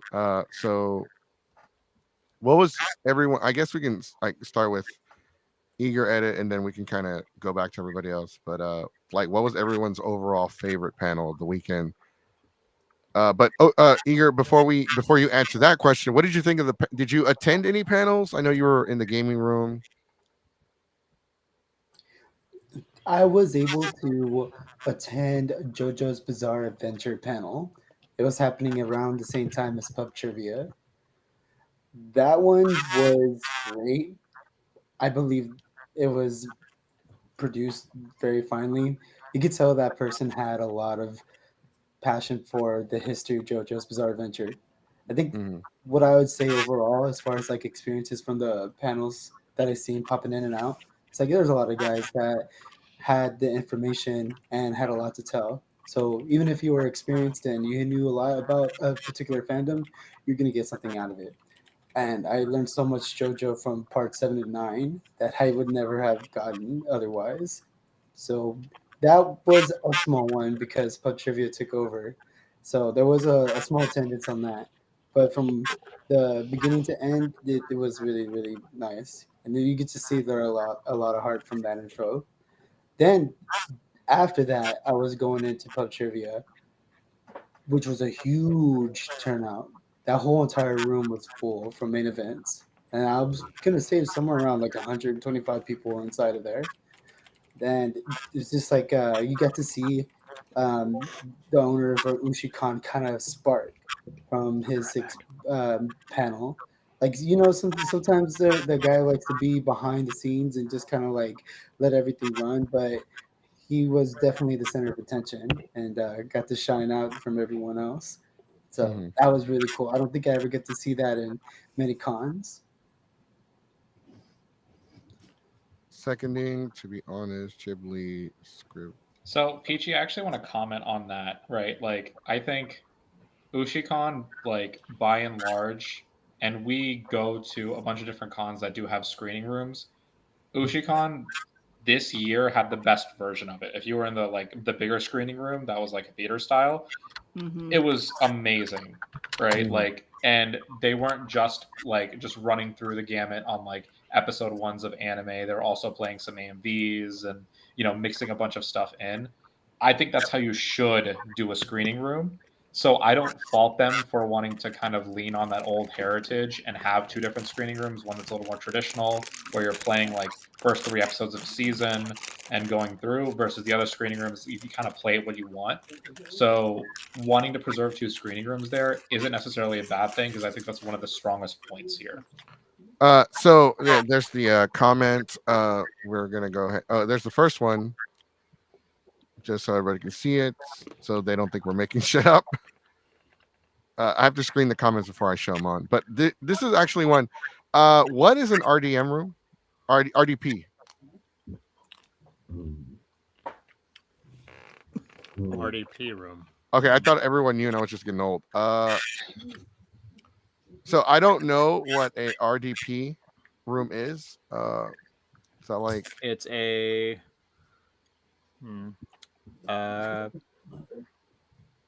RDP room. like a One raccoon of those random police department room, random but dance no, backwards? My Raccoon guess City is Police it Department. might be one of those like, oh, Random dance party room. Okay. There we go. My guess Yeah, was wrong okay, then. Yeah, that's Yeah, right. I was gonna say like I never. I was like RDP. I was thinking about. I was like, is it a medical thing or is it a? I was gonna guess it's like the way you go to calm down and relax if you're overstimulated from noise. Yeah, but- like a sensory room. Yeah. That's what the toilet's for. I mean, the bathroom. or the coloring corner. That's what the coloring corner is for. I think that was really interesting. I did like the coloring corner. Crunch, crunchy. Oh, somebody like they're talking to each other in the comment section as well. Hey, what's up? So the thing is, one thing, it's noticeable that there were not as many volunteers for USHICON as like other conventions go, and to run a dance room, you have to have a good amount of volunteers, people that are willing to monitor, like not chaperone, but kind of keep an eye on things to make sure things don't go like array. Because like there are a lot of conventions. It's kind of just share, guys. This is universal. A lot of conventions, Comic Cons and anime conventions, no longer call dances raves. They haven't called them raves since like since like 2007. If a con does call it a rave, that's probably because they can afford to do that. But a lot of conventions don't don't do that anymore because raves are associated with drugs and alcohol. Right. The old rave scene, yes, people were doing a lot of drugs and shit like that in the bathrooms, and like X is a very popular drug in the rave scene. So that is why they don't call them raves anymore. They call them dances, and even then, some cons don't do. So, I mean, could it happen in the future? I'm not sure. I'm just the tech guy. I don't know. I don't have any say on that. But you know what? What was it? Chi, who was the Vocaloid, who was Rin, I believe, the Vocaloid cosplayer. Do y'all remember with the blonde wig, the blonde spiky wig? She was really cool. She's actually in the chat. Ghibli Scribblies. Oh yeah, see, look, here we go. So One Up Definitive Studios actually put that. So Texas had a law that banned raves. Also, hotels didn't want them for the drug reason. Also, insurance companies will not cover raves. You have to have insurance for events, and if they find out you have a rave, you're in the high risk of not being covered. Oh, okay, there's Chi. Okay, you are Chi. Like, I was gonna so Chi was like on the side dancing and like moving around throughout karaoke the entire time, and like we gave him a shout out during karaoke. That was awesome. So yeah, hotels in Texas will charge you more because the insurance might not cover it. The hotel might not want to deal with it. Some cons will get they'll have police presence, and that's why they can kind of get away with the name rave, because they have to have like a police presence there, not security. You can't call yourself security at a con. If you work con security, you can't actually call yourself security unless you're licensed in the state of Texas. So there's a lot that actually goes into the logistics of running a convention. So as far as the dance goes, I don't know. You could, if I made space, you could dance around on during karaoke, but I don't see a dance happening. A dance area, yes, but an actual dance, probably not. Maybe not. Who knows? We don't know. Only the future could tell, right? Definitely, like I said, next year, well, we have a whole year to, kind of push things. It'd be great if we can get more panels, but realistically, having that many panel rooms would reduce the attendance for all of them. You can actually, there is such a thing as too many panels. Yeah. Too much of a good thing can actually hurt panelists because, like, oh man, I'm sick of going to panels. I'm sick of sitting in a chair and listening to somebody talk. Oh no, not Mexico again. Oh no, my card game panel is the same time as the Power Rangers panel. That's right. Which Anime Frontier had their roundup stage where their RDPs took place, which was only manned by one MC and one tech volunteer. Mm-hmm. That did happen. Okay, that's where they said they were here. Okay, and drugs are just banned. Okay. Drugs are bad. Okay. I mean, Frontier also has a very different venue than USHICON, right? Because they have the Fort Worth Convention Center. Right.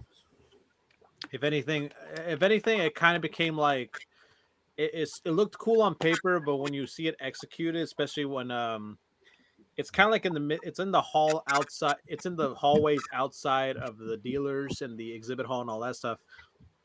I feel like they could have used the arena part of the Fort Worth Convention Center. They could have used that to put like a dance party or something like that because, I don't know, it just felt kind of weird seeing like the arena part of the Fort Worth Convention Center not being used last year. Mm-hmm. I will say this. So I've only talked to a couple of people about this. So we were doing something. We always do a room party for Delta every year. We book the suite and the 2 connecting rooms, and they have like a little mini hallway where we close the door. The hotel knows about it. The con knows about it. Mm-hmm. The con security know about our party. It's not a secret that we do this party. The worst kept secret. It is the worst kept secret, right? Because I literally walked down to the con. We'd only been there for an hour. We got to the con. I go to the dealer's room because I'm looking for somebody that works the con. And like, hey man, are you going to the party in 777? Yeah, I heard that's tomorrow. I'm like, is that my room number? We just got here. There's already a tweet with the room number and everything. So there's already a TikTok. there's already like people reviewing the party. But we want to do something like that for USHICON next year. Now, is it possible? We don't know. Lots of things have to factor in. The venue, we got to know where it's going to be located. Do they have suites available? Can we manage the logistics of it? Here's the thing, though. Here's the catch with the room parties. Our room party. Yes, there will be alcohol. There will be drinking. But we ID people. And we give you wristbands. And we check said wristbands. And if it looks like it was tampered with, we will re-ID you. Right? Mm-hmm. And so we don't allow anyone under the age of 21 into our room party. I'm not going to jail for y'all. Not everyone not watching the show, but I'm talking about the people at a con. Right? Because we always get shit for it. Like, why are you IDing people? This is a con. Yeah. And jail's a room. So I'm not going to that.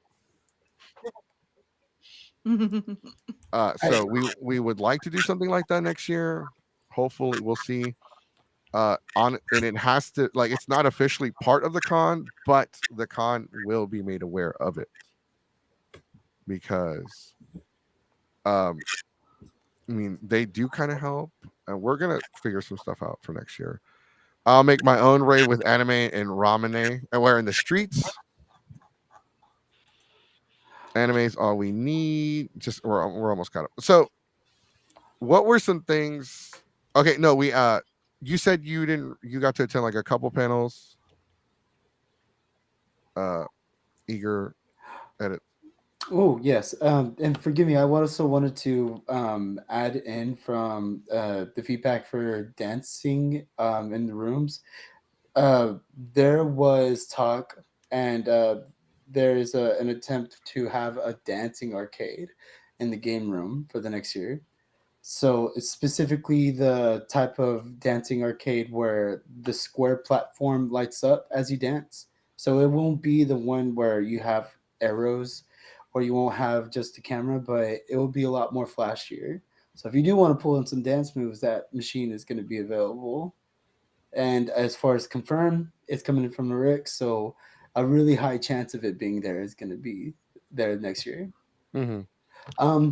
Other panels I went to, not much.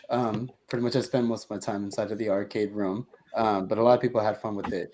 I want to state, though, that a lot of the talks that were positive and were awesome to hear about was the Saturday morning cartoons panel. That was Saturday morning from around, I believe, 7 a.m. to 10 a.m. The Saturday morning cartoon panels had one section where you had cereal and milk, and you were able to get your cereal and milk poured and brought into a theater room, almost like an executive branch room where you had chairs and a theater like projector, and so you just get to watch really crappy cartoons as you're eating cereal, and it just captured that vibe that I really liked. That's definitely one of those events and panels that I was like, okay, this is really cool. I haven't seen this anywhere else. So you actually kind of gave me an idea, and it's random as fuck. And my ideas are I always get random ideas from like shit they're not even related to. What if during karaoke, this is a compromise, and I'll run it by the con chair to make sure it's okay, and I'll get the wacko involved and Franco Taco involved because I'm not doing it by myself. What if during karaoke we stop karaoke for like just 5 minutes, and I play the cha cha slide song to the left. Take it back, y'all now. Oh, nice. One hop this time. Shh. Right foot, let's go. Left foot, let's go. Hands on your knees, hands on your knees. Just for like just one song, a dancing song, and it's that one. Like I think I can pull that off, right? Don't let me stop you, man. I think that'd be really cool Yeah. to see.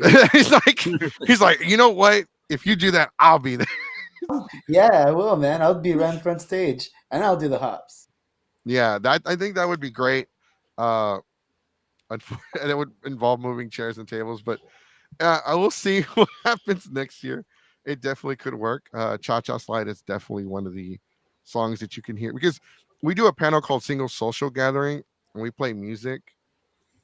Like you can dance, but it's mostly like a social gathering. And we played the Cha Cha Slide, and everyone started dancing to that.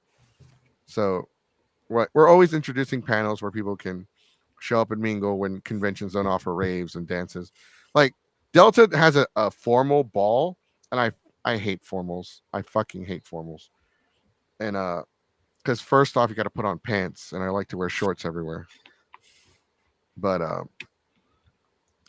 yeah, we can figure something out. Oh, Reigns. Right, you mean something for- Game Fest, right? No. Reigns sent you. Reigns sent you a. Oh yeah, I got you. All right, so overall, like, what did you guys think of the size of the convention? We'll start with God damn it, Caliban. It was nice. I mean, it definitely felt more attended than last year. And I've always known like USHICON is it's always meant to be a small, intimate convention. And that was nice. Probably the rooms were a little too close together, but sometimes I miss the other Wyndham when they had that separate little convention center building. and that was a very nice setup. Hmm. You had much. That was a much better setup for the different rooms and the dealer and everything like that. So, but I think that was it. Was I actually the one thing I definitely noticed, and I do owe that to the physical layout and the configuration of the hotel, is that you saw people interacting. You saw people mingling with each other. Just sitting in the lobby and talking. And granted, that daily tea service certainly helped. Oh yeah. So that was nice. Mhm. That had that nice atmosphere. Um, kind of relaxed. Even if you weren't talking to anybody, you could see that there was a nice vibe. Mhm. Where, of course, at a bigger con like San Japan or Econ, everybody's just running around and running around and running around and trying to get somewhere and trying to do something. I have said in the past before that I enjoy the smaller cons overall. People sometimes say crowded. I like to use the word intimate because you can smell who stinks, bro. That was you. Yeah, I mean, it wouldn't hurt if it got to be a little bigger. I mean, I don't expect 3,000, but a few hundred more. Like, of course, if you start pushing to the upper hundreds, then you got to find a little bigger hotel. I mean, like the Holiday Inn over by 2222. Mhm. That's a little better. That would accommodate like 1,000 people um, comfortably, but still have that intimacy.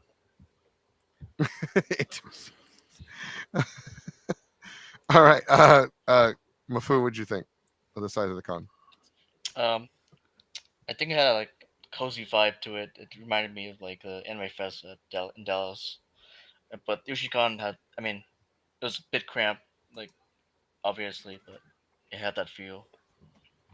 Okay, so to address this comment, this one was not. Are you talking about like this one or last year? Because this one was in Southside Austin. It was actually 6 minutes away from downtown. I think the Spizzy Oh, okay, means okay. the last year one. Okay. Because so this is actually the first time I've been back to USHICON. The last time the last time I went to USHICON was right before the pandemic started. Like COVID was already around, but right before we had to shut down in March. Hmm. Was that when it was in like Leander or something like that, or No, Pflugerville. Pflugerville? Well, I thought there was a hotel after Wyndham, and then there was the lockdown, and it was a nice hotel, but it was much further away. Yeah, that was Pflugerville. So that was Oh, the okay. Marriott Pflugerville. Yeah. Okay. Okay, so once again, can everybody give the video on YouTube a thumbs up? It helps. We got 2 thumbs up. Thumbs good. Even if you're not watching on YouTube, go on the YouTube and give it a thumb. I gave it a thumbs up. Oh, it did go up. Okay. It said 2 a minute ago. Now it like jumped. Yeah, you got to give it time. It kind of like it kind of takes a while for it to like update. And work faster. But okay, so what did you think, Suffering? I know you and me have talked about it before in the past about conventions, and what did you think of this one? I mean, the type of environment you need to just have people socialize and make friends. It doesn't. The size of the con doesn't matter to me as long as that vibe is there, and as long as Right. we are able to preserve that, because there's very few cons that actually do that well. I would say Delta is another con that does that pretty well. Ushi has always been one of my favorites, specifically because that is the focus. You want to keep the vibes super friendly and super chill between all of the nerds that are nerding out to everything that's going on at the convention, right? And that's the whole point of it. So I think as far as the venue selection, obviously it is a little bit, it felt a little bit quaint this time, right? But that's not necessarily bad, especially for Ushi. I think if it was any other con, it wouldn't have worked quite as well. But I think like it's the vibe of the people that makes it work more so than the space, because you can run Ushi almost anywhere because the staff is so amazing. So So I will say, working with the staff this year, there was like the last time I worked for a con as staff, I fucking hated it. I fucking hated it. I did it 1 year, and it was just fighting and fighting and fighting, and I never came back. And this one, like, this changed my opinion. I always said I will never volunteer for a con because Anime Matsuri ruined that shit for me. You know, like Same. this con, yeah. Anyone that's ever volunteered at Matsuri, vaya con Dios. You know, you know. If you know, yes, you are very much aware. The year that I volunteered, they fed us hot dogs, and not even the whole hot dog. They cut it up into fours. Oh no. Oh no. The fuck, $1 million company, and you're feeding us on a budget? And not even beef hot dogs that the people who don't eat pork can eat. Yes, it was. Yes, it was pork, and they were cooked in like a in a what are those crock pots? Yeah, They and just the left crock it there pot all water smelled day. like gym Yeah. water. It didn't smell Yeah. like hot dog water. Yeah, because it was there all day. Just like I was like, oh Jesus, what did I do? Did I make you mad? But they fed us food. Like I actually felt kind of guilty at one point because I was like, except for Sunday, I was starving. But and that's my own fault. But every other day they were texting me, eat. We don't see you in the break room eating. Where are you? Ulysses, it isn't you can leave Matsuri. You will leave Matsuri with PTSD. All right. No, yes, you will leave Matsuri some form of PTSD. Put that on the screen. Put that on the screen. We need to leave that up. Just leave that up for the rest of the show. So I know I kind of wanted to have Mafu talk about it a little bit and Eager talk about it a little bit more, but yeah, they did treat the volunteers and staff like phenomenally. Like it was, they had like, and if they didn't have like food, they had like, can are we allowed to talk about the food? Like, did we eat the Wacko? I know you're watching. Can you just give me like a answer? Are we allowed to talk about the kind of food we got? I mean, it's not like they fed us like well, it's like, oh yeah, we got steak or all that. Caviar. No, it wasn't anything that else like caviar. I could not eat that shit. But okay, they meant the Wingate. Okay, thank you. They fed you food, may or may not be food. That is true. If They you had would us- like me to, I can get. I can talk about my little experience with volunteers. Yeah, well, we're gonna wait because we're doing it. So I'm gonna wait on DeWacko to come back. But the juice. What did you? Same question. What did you think? About volunteering. I wasn't a volunteer. I do plan to Okay, volunteer. do it. But no. What next did you year. think of the size of the con? Like, Oh, the size of the con. I thought it was good. It was definitely. It felt like there were less people than previous USHICONs, but it didn't diminish the enjoyment for me. I did enjoy, getting to know people and making a couple of new friends and talking to people. And it was not so small that it's like, wow, this is dead. USHICON is never like that. It's always cozy. And, there was people, I talked to someone who drove 5 hours from Louisiana to be here. And I'm like, this con has a good reputation. oh, I met that person. I forgot who it was, but I remember talking to somebody like, I came from Louisiana. I'm like, oh. Yeah. Yeah, she spoke up at the Oh, feedback yeah, I panel, was there. too. They were making me run around like yeah, the help. They had you holding the mic, being like. And then Rick, one of the Ricks is like, it's funnier if we just have you run around and do it instead of making them walk to the front and like ask the question. Like just have him run around and like give people the mic. I was like, we're gonna make them use those Instagram gains. that's right. So DeWacko says yes, we can. So they fed us Whataburger on Saturday. That was great. Yeah, that was awesome. It's like Christmas. I'm glad it was in Austin. So, all right. So, whoa. Let's go. Let's go. Is it?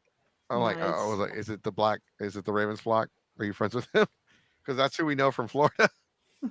I know a few people from out in Florida, especially like going to Anime Week in Atlanta and MetroCon out there. That community is fun. That community is really fun.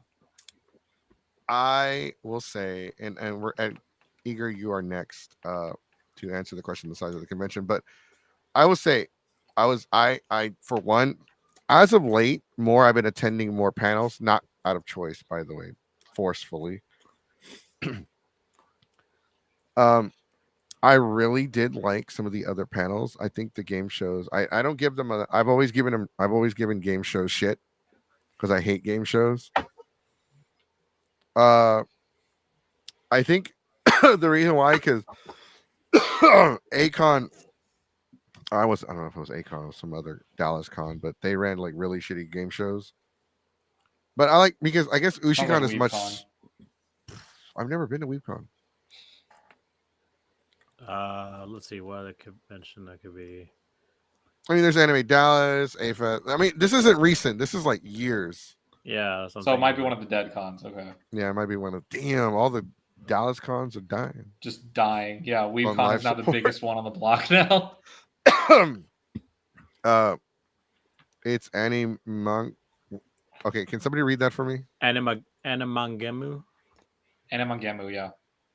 Animan Animan Gemu. I don't know. I'm sorry if I It's supposed butchered to be a that. portmanteau between anime and manga. Yeah, so I'm thinking of like it has to be like a fusion. Animangemu. Anime Mongos. Sure. Game show at USHICON were the first time I got to try them out, and they were so fun. Yeah, I was watching them, and they're actually pretty funny. They had like a Jeopardy one, and one of the categories was like anime boobs, and they like saved that one for last. That one was funny.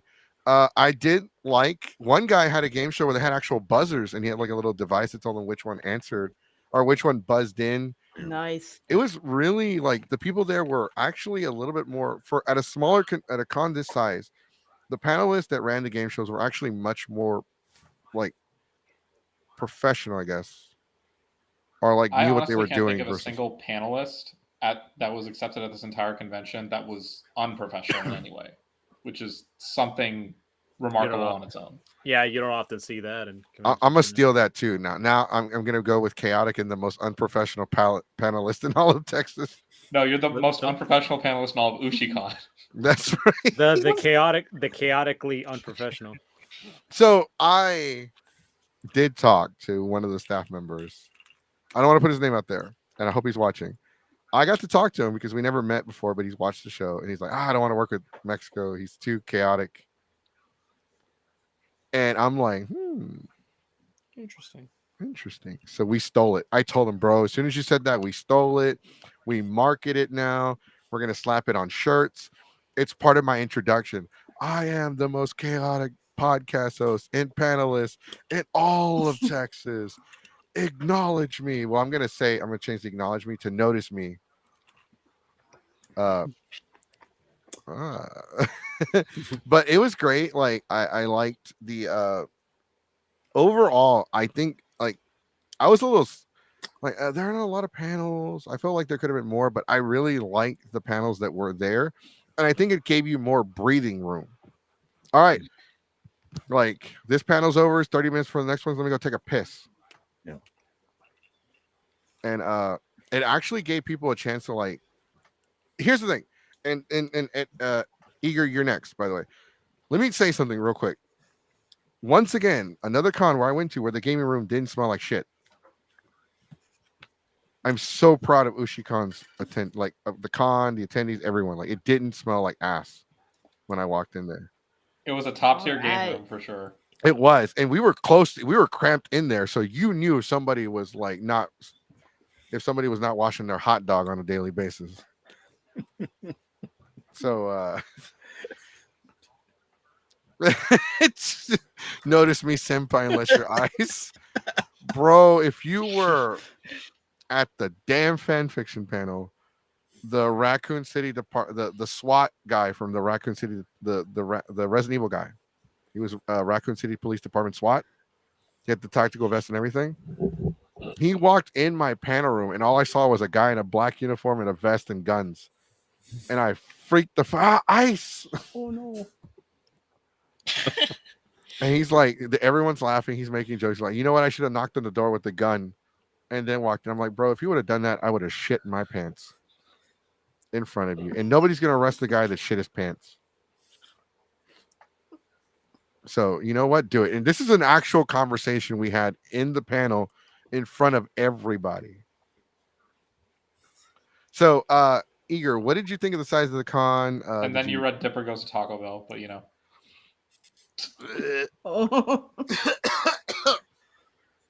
Oh God, I forgot, and you had to remind me. Well, you talked about shitting your pants. I did. I walked into that one. Okay. Ladies and gentlemen, boys and girls, if you're watching this, don't ever read Dipper Goes to Taco Bell, the fan fiction. It is... Unless you're Deacon Rap.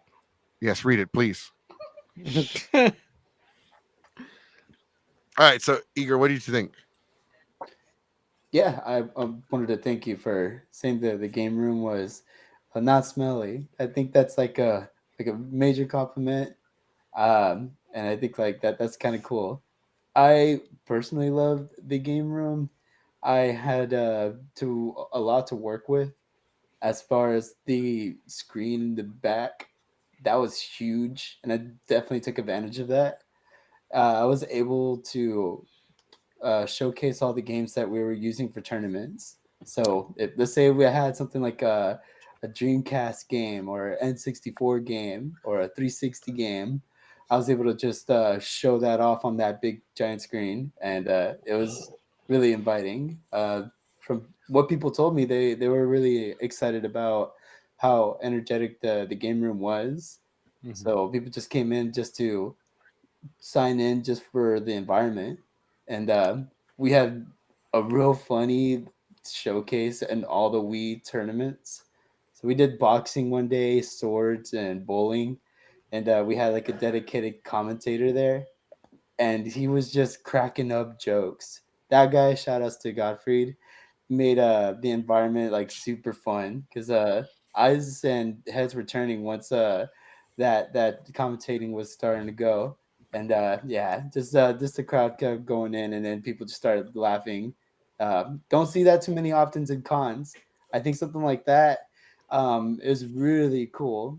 Me personally, I don't even do stuff like that. I would like do more let's say fighting games, Smash Brothers, Street Fighter 6 or Tekken 8, and you do enough of that, it becomes same-o. And it's like, nah, man, I want a little bit more nostalgia. If we're gonna be like an old school type of niche con, why not just have that fun? And yeah, definitely wasn't my idea to start with. So just being a part of it and being able to facilitate it, it just made me happy. That was a memory I get to enjoy. What do you think? So I have an idea, and I'll pitch it to in the next staff meeting. So we were talking about Yu-Gi-Oh the other day, and why do they call Yugi the king of games when they only play one fucking game? Well, it's because I'll just be a smartass about this. In the manga, they play a bunch of different games, but in the anime, it's all cards. Yeah, that's actually yep. So in the manga, the king of games is because the king of games has all the high scores on all the arcade games. Mhm. And at one point it was Mokuba, which is crazy. So I was like, huh, that's really cool. That's actually way cooler than the stupid anime. It's like, but what if we did something like that with it, like in real life? Like, what if we called it the king of fighting games? The king of fighters. And it's King like of Fighters games. the king of fighting games, right? The king of fighter games. But we're like, okay, so which game would you do the tournament for? No, not which game. Which games? Like put them on a roulette, and for each like contest, you spin it, and it's a different fighting game every single time. Man, I would love to try that out because I think it would work. Concept. And then I would even donate one of these to give out. Oh wow, that just came out of nowhere. An actual championship belt. Yeah. Let's give him the world title. Well, let him walk around the con. That'd be cool. Low key, this idea is just to make Melee players shut up. Yes. No. let's say hypothetically the game was a roulette, King of Fighters. You can make that happen with the spinning wheel, and the spinning wheel goes for like a timer. So like every 5 minutes you're playing a game, and then like even if the match was in the middle of like almost ending, if that timer goes off, you have to stop that game and then start the next one until you start the best 2 out of 3. That's so chaotic. I love it. I didn't think of that, huh? See, 'cause I had one too where like, okay, if you really want to make it interesting, all like the semifinals and finals have to be random selections for whatever game they're playing. And Nah, I feel like it has to be King of Fighters. King of Fighters would be great. Because you have to be the king. I think that something like that has to be in the middle. Oh of no, it. I was gonna piss everybody off and make it like some stupid obscure fighting game like Sonic. The SpongeBob platformer. Sonic Battle. fighting game. Make it the Star Wars game on the PlayStation 1. Actually, was it Jedi Power Battle or something like that? I remember the angry video game nerd reviewing it. Like I have it on Dreamcast, so maybe I could bring that. Oh, make it worse. Ooh. Make it like Street Fighter, but on the Commodore 64. Nah, it has to be the board game. The board game. I would like to say we have fighting sticks for the Dreamcast. Yeah, I have a Dreamcast, so I could bring. Yeah, just bring. Have a roulette. Like, I got Power Stone too.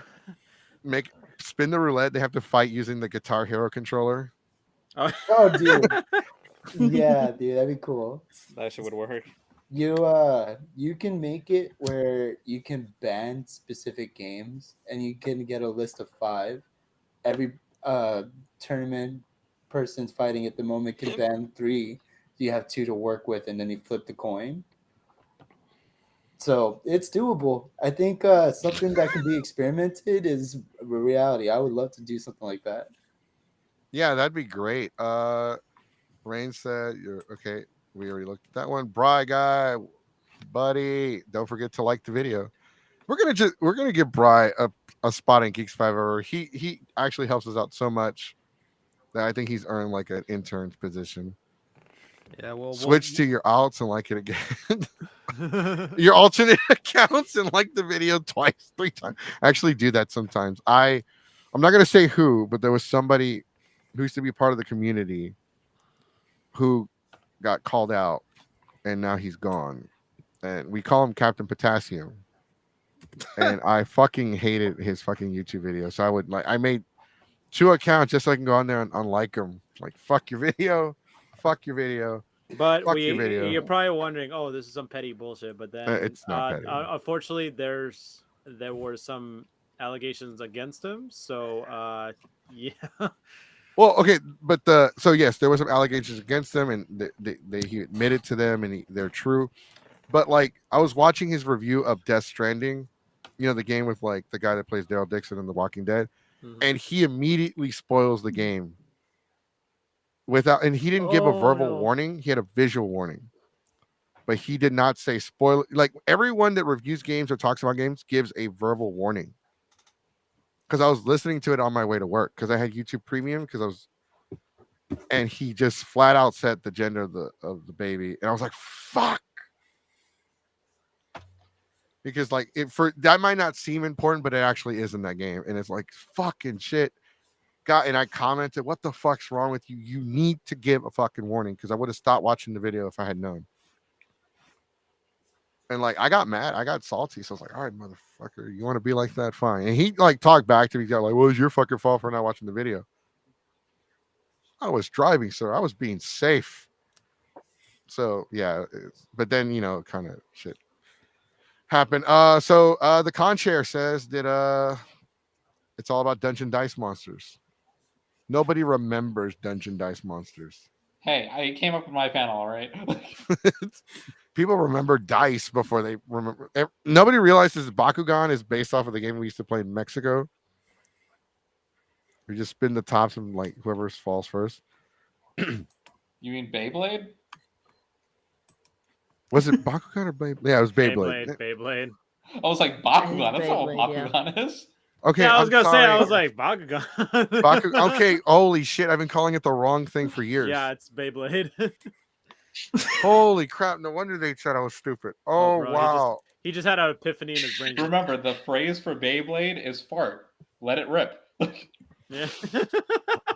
Beyblades are like farts. Let it rip. Oh, okay. So we still need to. There was a horse racing game. Yeah, that's a real thing. We want to introduce it to. Well, I'm actually going to describe it because I don't know what it's called. We want to introduce it to USHICON.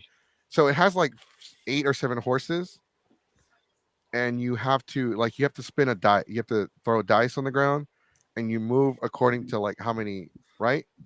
But you give each one a name. And then you're constantly yelling, "Come on, Seabiscuit, let's go, floor shitter," or whatever, right? But when you get to the final, you have to roll the exact number of steps that you need to finish the race. So it like gets. I forgot how it's played. I don't know if it was a dice or whatever. Do you remember? Oh look. So this is Ume Musume meets Candyland. That's what I'm hearing. That kind of. I guess yeah, so. the way you worded it, yeah. Maybe. It's a really like I thought it was the stupidest thing I'd ever seen, but then I played it and it was like so fun. Now I'm not a board games kind of person. I'm not a tabletop game kind of person, but I love this. This was great. There's a lot of shit talking. Like it's an amazing game. I think it would work. And we got our first solicitor of the day in a while, Sonic. Cheat viewers on steamboo.com. Remove the space. How do we no, I don't want to show it. You already showed it. Too late. Yeah, it's the one from Alcon. Yes, it was the one from Alcon. Yeah, we want to get one and bring it to USHICON and maybe add it to like after tea time horse races. You're sipping on your tea and then you're yelling at your horse to hurry the fuck up. Everybody loves Duke Devlin. I don't know 5 people that love Duke Devlin. I think there's a certain type of person that loves Duke Devlin. I don't think a lot of people even remember Dungeon Dice Monsters. All right, so let's real quick, let's go ahead and start going over like the things that you feel like the con can improve. We didn't forget about you.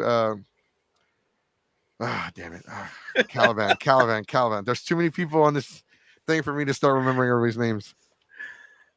Probably the big thing was like probably the space configuration has to be really thought out.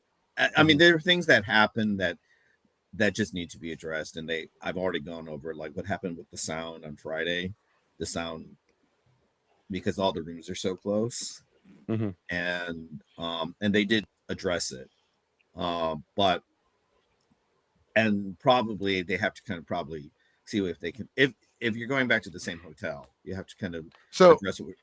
What happened with the sound on Friday? Because I think I know what you're talking about, but I want to make sure. It's just that the problem, of course, is we couldn't close the doors. Right.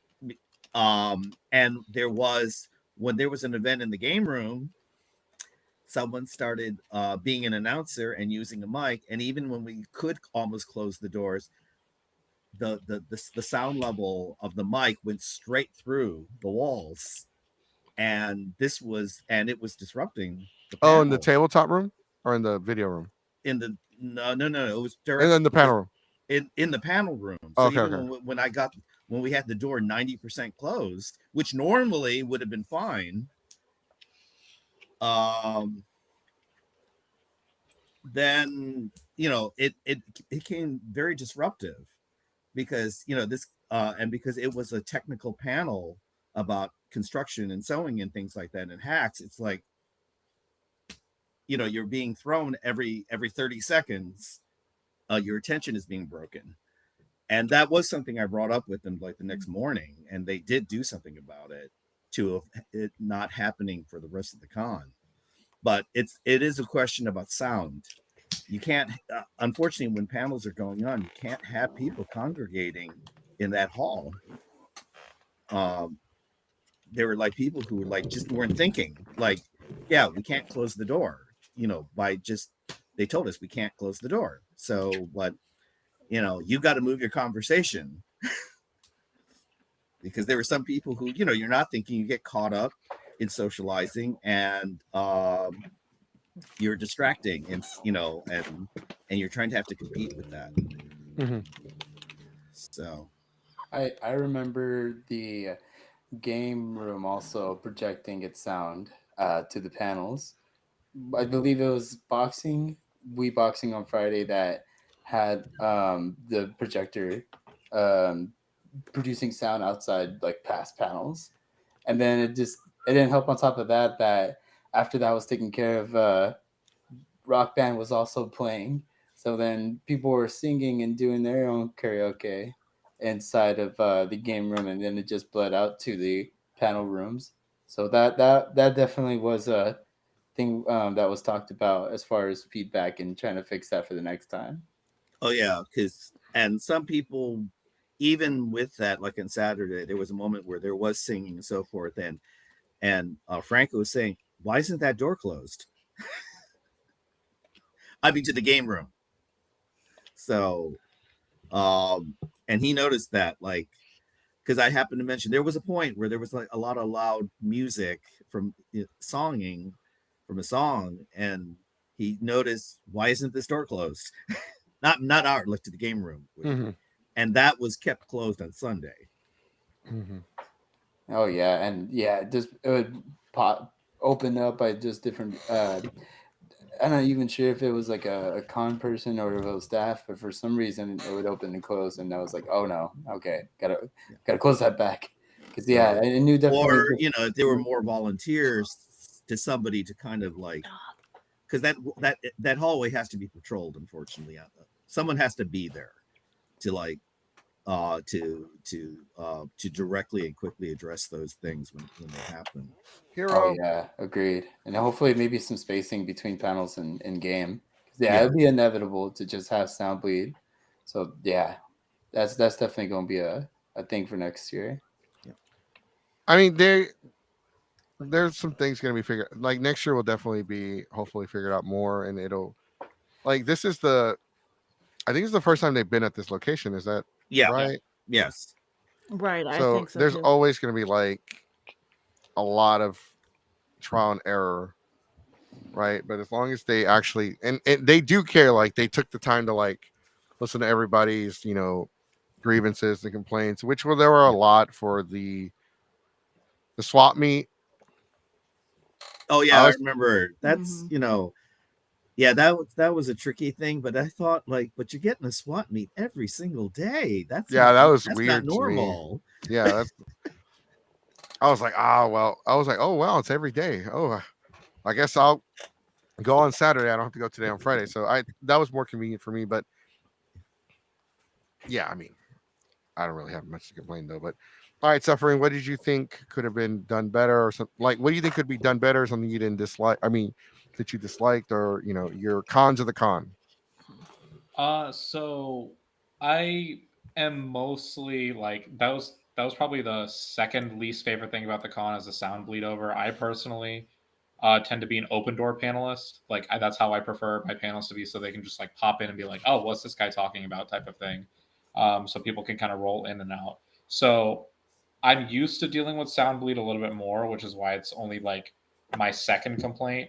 My first complaint would probably just in general, when it comes to how programming was facilitated, is the entire thing was like, let's make sure that this environment creates creates the social aspect of the con without actively having things that like all of the social activity was based around some sort of activity, whether it was like panel content, whether it was like something going on in tabletop, the game room, anything else like that. There wasn't really that much space within not only the hotel floor, but also just given by the con in general to just kind of sit back and chill.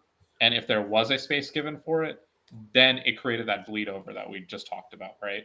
Because then, okay, people are out in the lobby and getting wild and enjoying themselves and whatnot, but then the entire con could hear it, type of thing. When in reality, it's like those types of connections and those types of spaces, there should really be different sections of the con almost, not that it needs to be like partitioned in any way, but in the sense that it just feels like there needed to just be more square footage almost, right? That's probably the biggest thing.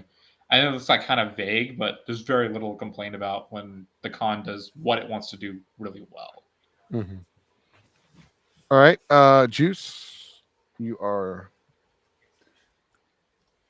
I would say I also noticed the issue with needing to kind of close the doors to block out sound, but it didn't bother me as much. But I wasn't the one putting on the panel, you know. And when we were, I was in the D&D room for Friday, and the game room kind of like the sound comes in and it was hard to hear the DM, so that is something that needs to be addressed. But like we said, it's the first year they've been at this venue, so they're still working out where to put things to maximize people being able to hear each other.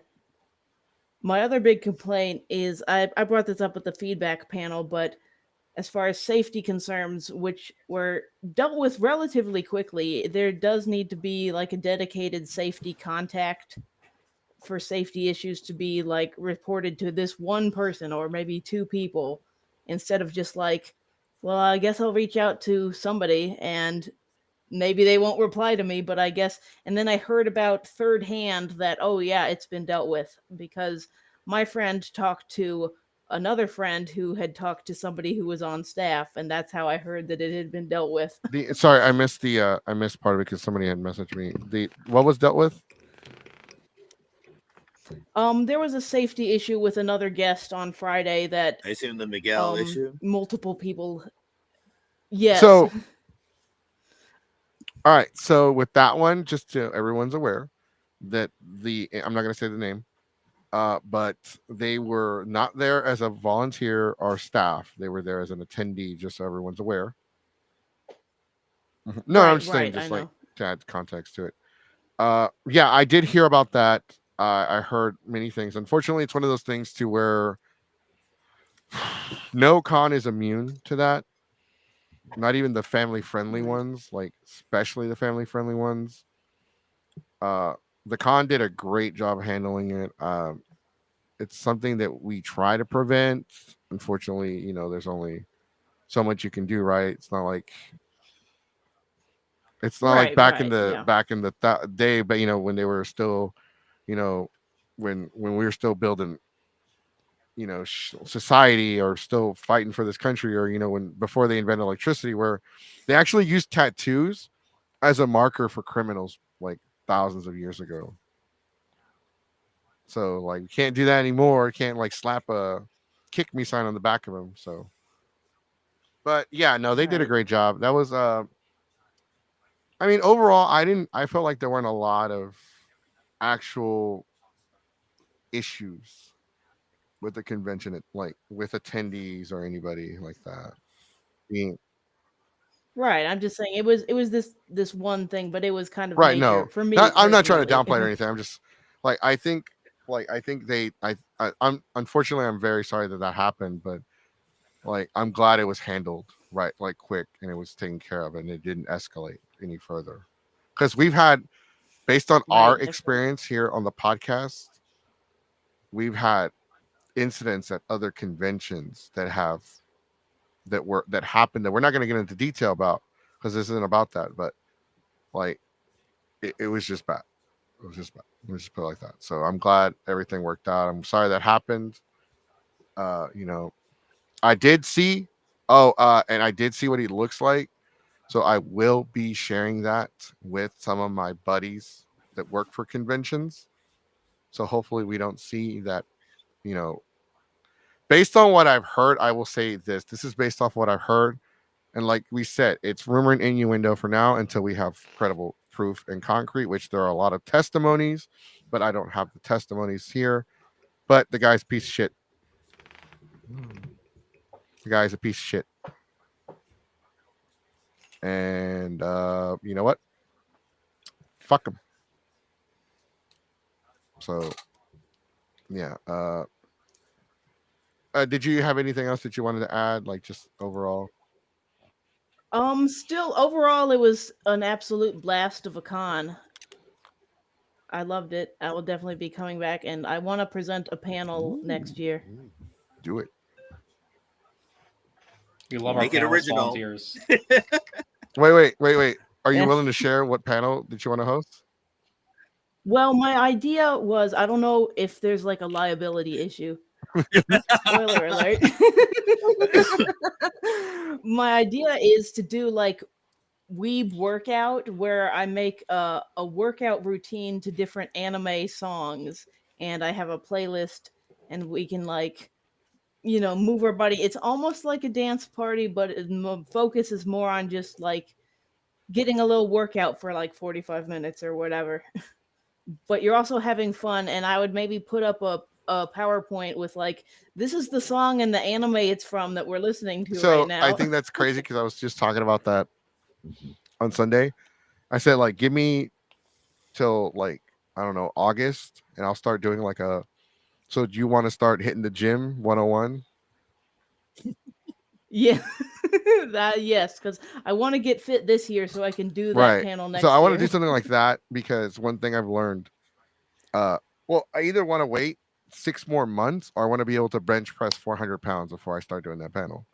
So I'm like maybe 60 pounds away from my goal to the bench pressing 400. So we'll see. My goal is to bench 5 before the end of the year. So for those of you that don't Nice. know what bench pressing is, I lay down on my back, put X amount of weight on the bar, and then I lift it and bring it down to my chest and push it back up while I'm laying down. Big props to people who can do that. So the average person in the United States, the average on the bench, just to kind of share, is 185. I'm perfectly average. And like I think only 1% of people that attend any gym can lift more than 225 pounds. Yeah. But my goal is to go to 5. So I will get there. Just a matter of time. Don't let your Don't- dreams be dreams. No says way, as Mexicans say. No says way, halo.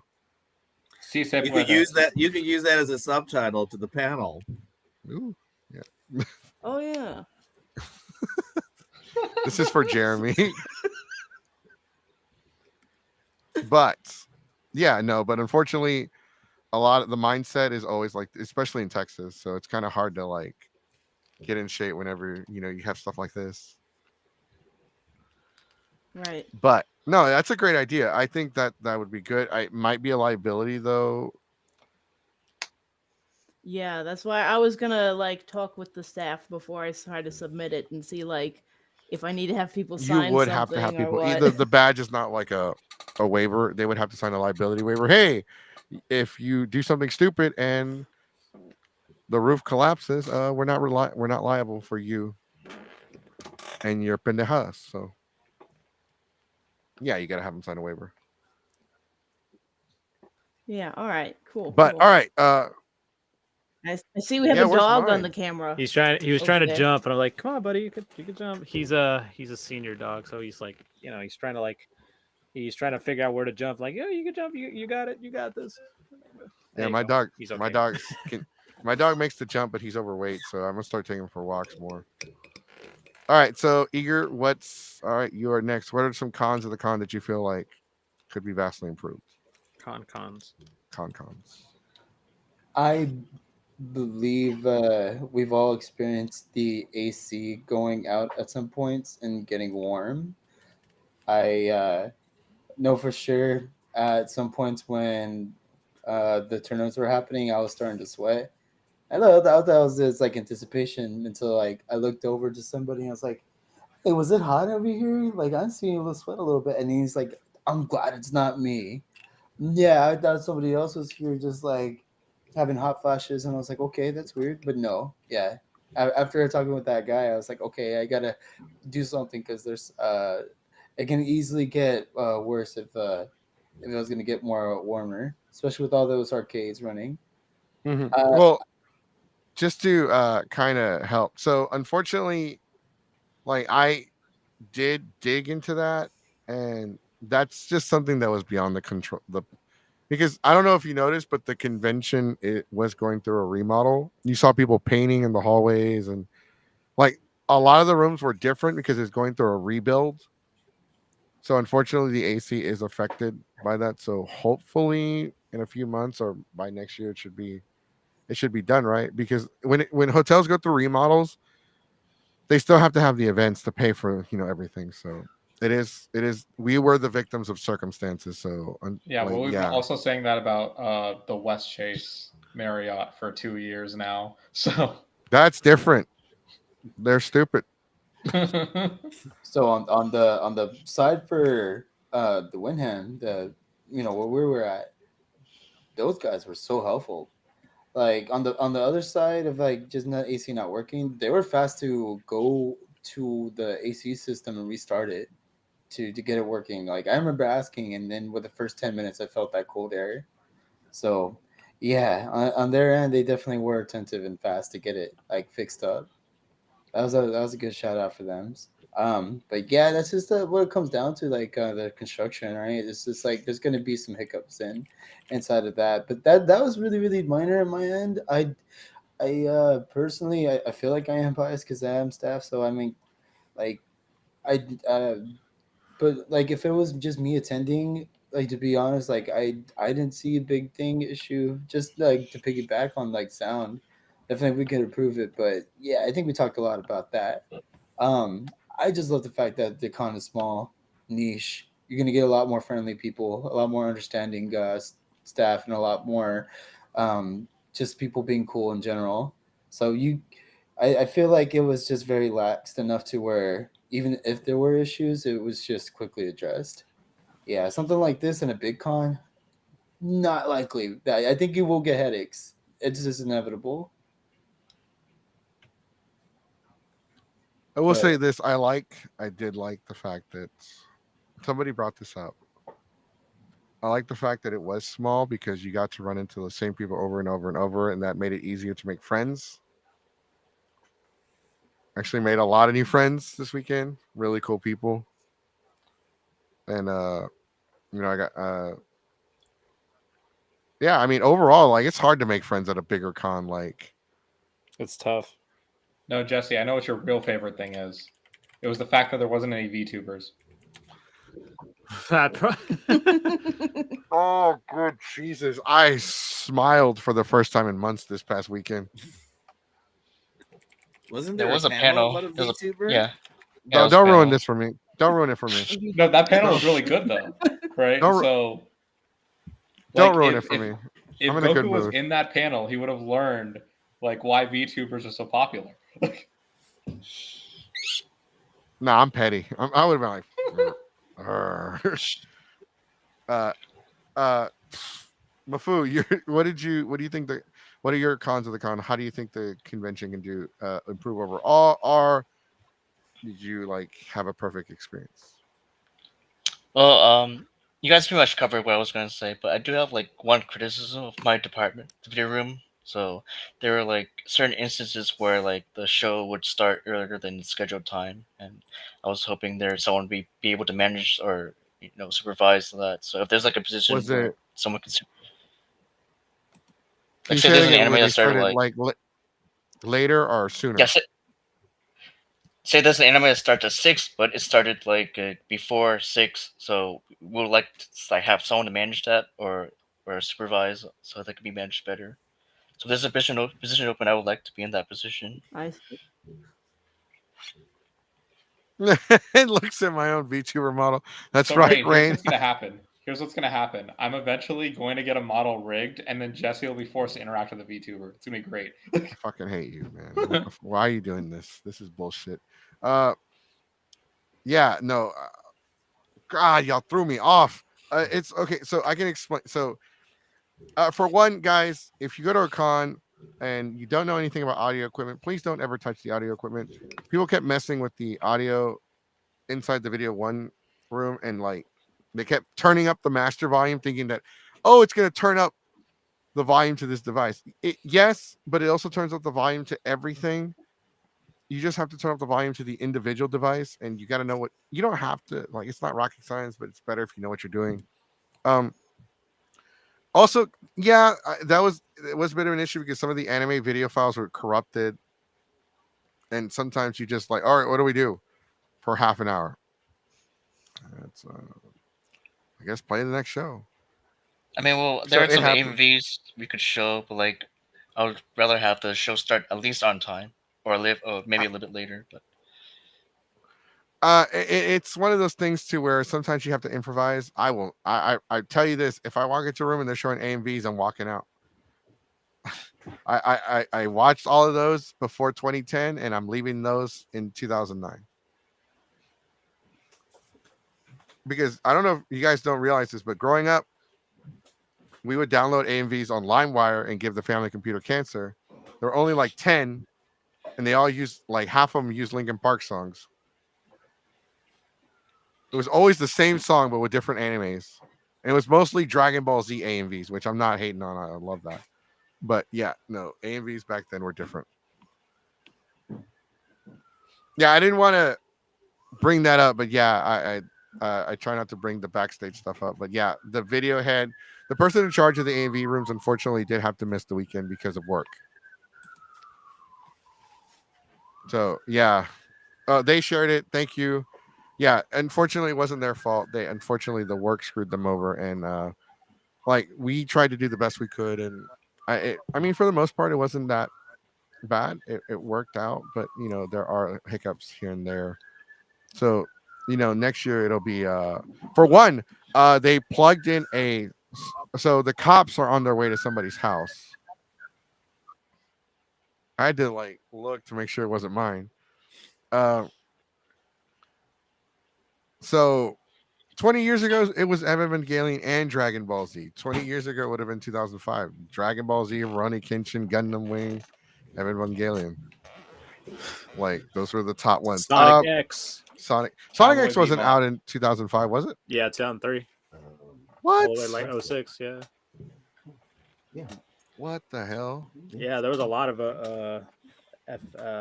AMVs of Sonic X. All right, hashtag David. That's a running joke from this weekend. In triplicate? I have no idea what Happy Hardcore, Nightcore, and Hands Up is. David. Oh, you didn't get deep in the rabbit hole then back then. Bro, I lived in the hood. You couldn't.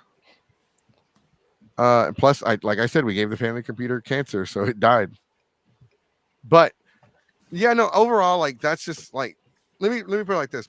Somebody brought in a PlayStation. I don't know if it was the 4 or the 5. It was one of the two. And they couldn't get it to work on the speaker. It wasn't working on the speaker. I'm like, oh, did you know that you can plug in an aux from the controller into the speaker directly and it will play the sound like that? And they're like, no one that was messing with the video room knew that. I knew it. And I was like, okay, let me go mess with it. And they had already like, oh no, we already switched to a Blu-ray player. This is like an example of like, hey, we need like, this is why I'm going to be more like, I was mostly doing sound everywhere. And I tried to be everywhere at once, but by the time I got to that situation, they'd already like messed with it. So like next year, we'll definitely have backups for the backups. Let me see. Reinhardt's now. I wonder if I can get some of those files just so I can run them through Choke Kako or something. Jesse, those were genres of real rave music. Oh, I don't. Oh, okay. All right. So let's get everyone's score. Hashtag David. All right. So starting with Caliban. Finally. I have to look. What's the granulations can we do? All right. So the score is 0 to 10, meaning 0 mean that it's anime Matsuri. 10 means it was perfect. 9 means that it was legendary. 6 is a passing score. 6 means it was any decimal good. points? You can do in decimal points of 0.25. Okay. I'd probably say an 8.75. Oh, okay. Let me write these down. All right. Suffering, you're next. 8.5 for me. 8.5. Okay. Juice. I would say this was a solid 8.75. Okay. Holy shit. All right. So hold on, let me get these. And Steffi said 9. Rain said 9. And these other people's. Okay. Eager, you are next. What is yours? I'm unanimous. 8.75. Okay. Ooh, clean sweep almost. All right. And Mafu, you are next. 8.75. It's good. Okay, so this is weird. We've never done this before. I'm gonna make an exception. What is it? How many 8.75s did we get? We also got 9s and a A 9. 9.5.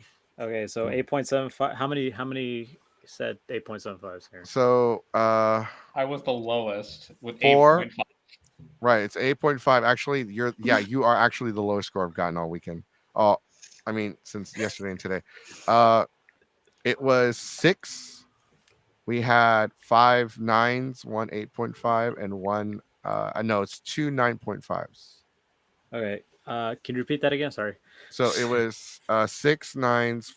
No, 6. It was 6 8.75s and 6 9s. Okay, I'm looking at it again. 1 8.5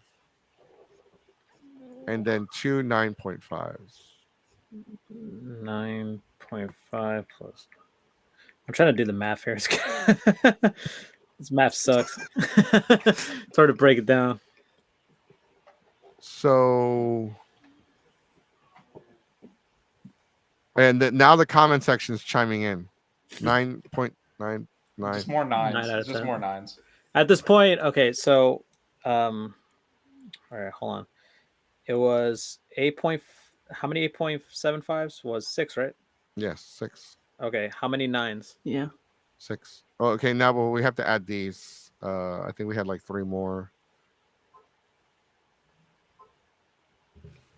Okay, somebody just messaged me.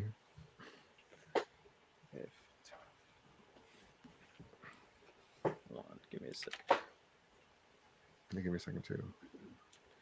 Okay, so 5 9.7 8.75s. Add so many.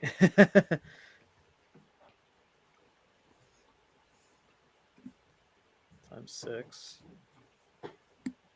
Yeah, this is math 5 ever, ladies and gentlemen. Did anybody get any really good finds in the Artist Alley that you bought? I know somebody bought some laser discs the of fuck? Outlaw Really? Star. That's cool. That is Yes. legit. But no, it's very rare that I actually buy stuff from a dealer's room or an artist alley. Because for one, I'm already on like a very tight budget. Yeah. And like I mostly just buy Dragon Ball. That's only what you can see, by the way. Okay. Okay, so 8.7. How many 9s do we get? Well, shit. At this point, it's like 10. All right, 10 9s. Okay. What was the lowest? 6, right? 8 point. No. The lowest score we actually got was from Suffering. It's 8.5. 8.5. I know. That's And that's it, right? Or yes. how many 9.5s? How many did we We get? had 2 9.5. 9.25s. 2 9.25s. Okay. Okay. And that's it? Yeah. Okay. All right. Let me do the math here. Let's Hold on. lock it in. All right, we're Drum gonna roll, lock please. it in. Yeah, just lock it in. Okay, just in case, because better we don't want to like overdo it. Okay. 18. Oh, hold up. All right, it's getting close, guys. Don't worry. We're about to. It's still less than 9 on that average. Yeah, hold on.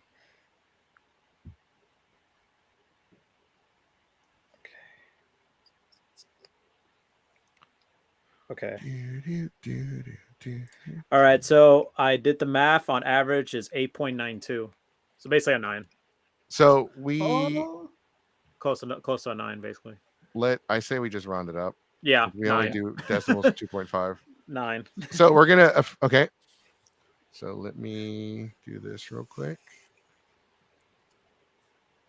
Damn it. Put it on a spreadsheet and average. Abuse done. Microsoft Excel. Yeah, I wish that. Yeah, but we have to pay for it, Microsoft Excel unless you talk like a pirate, if you know what I mean. Use LibreOffice Yeah, open office and all. instead.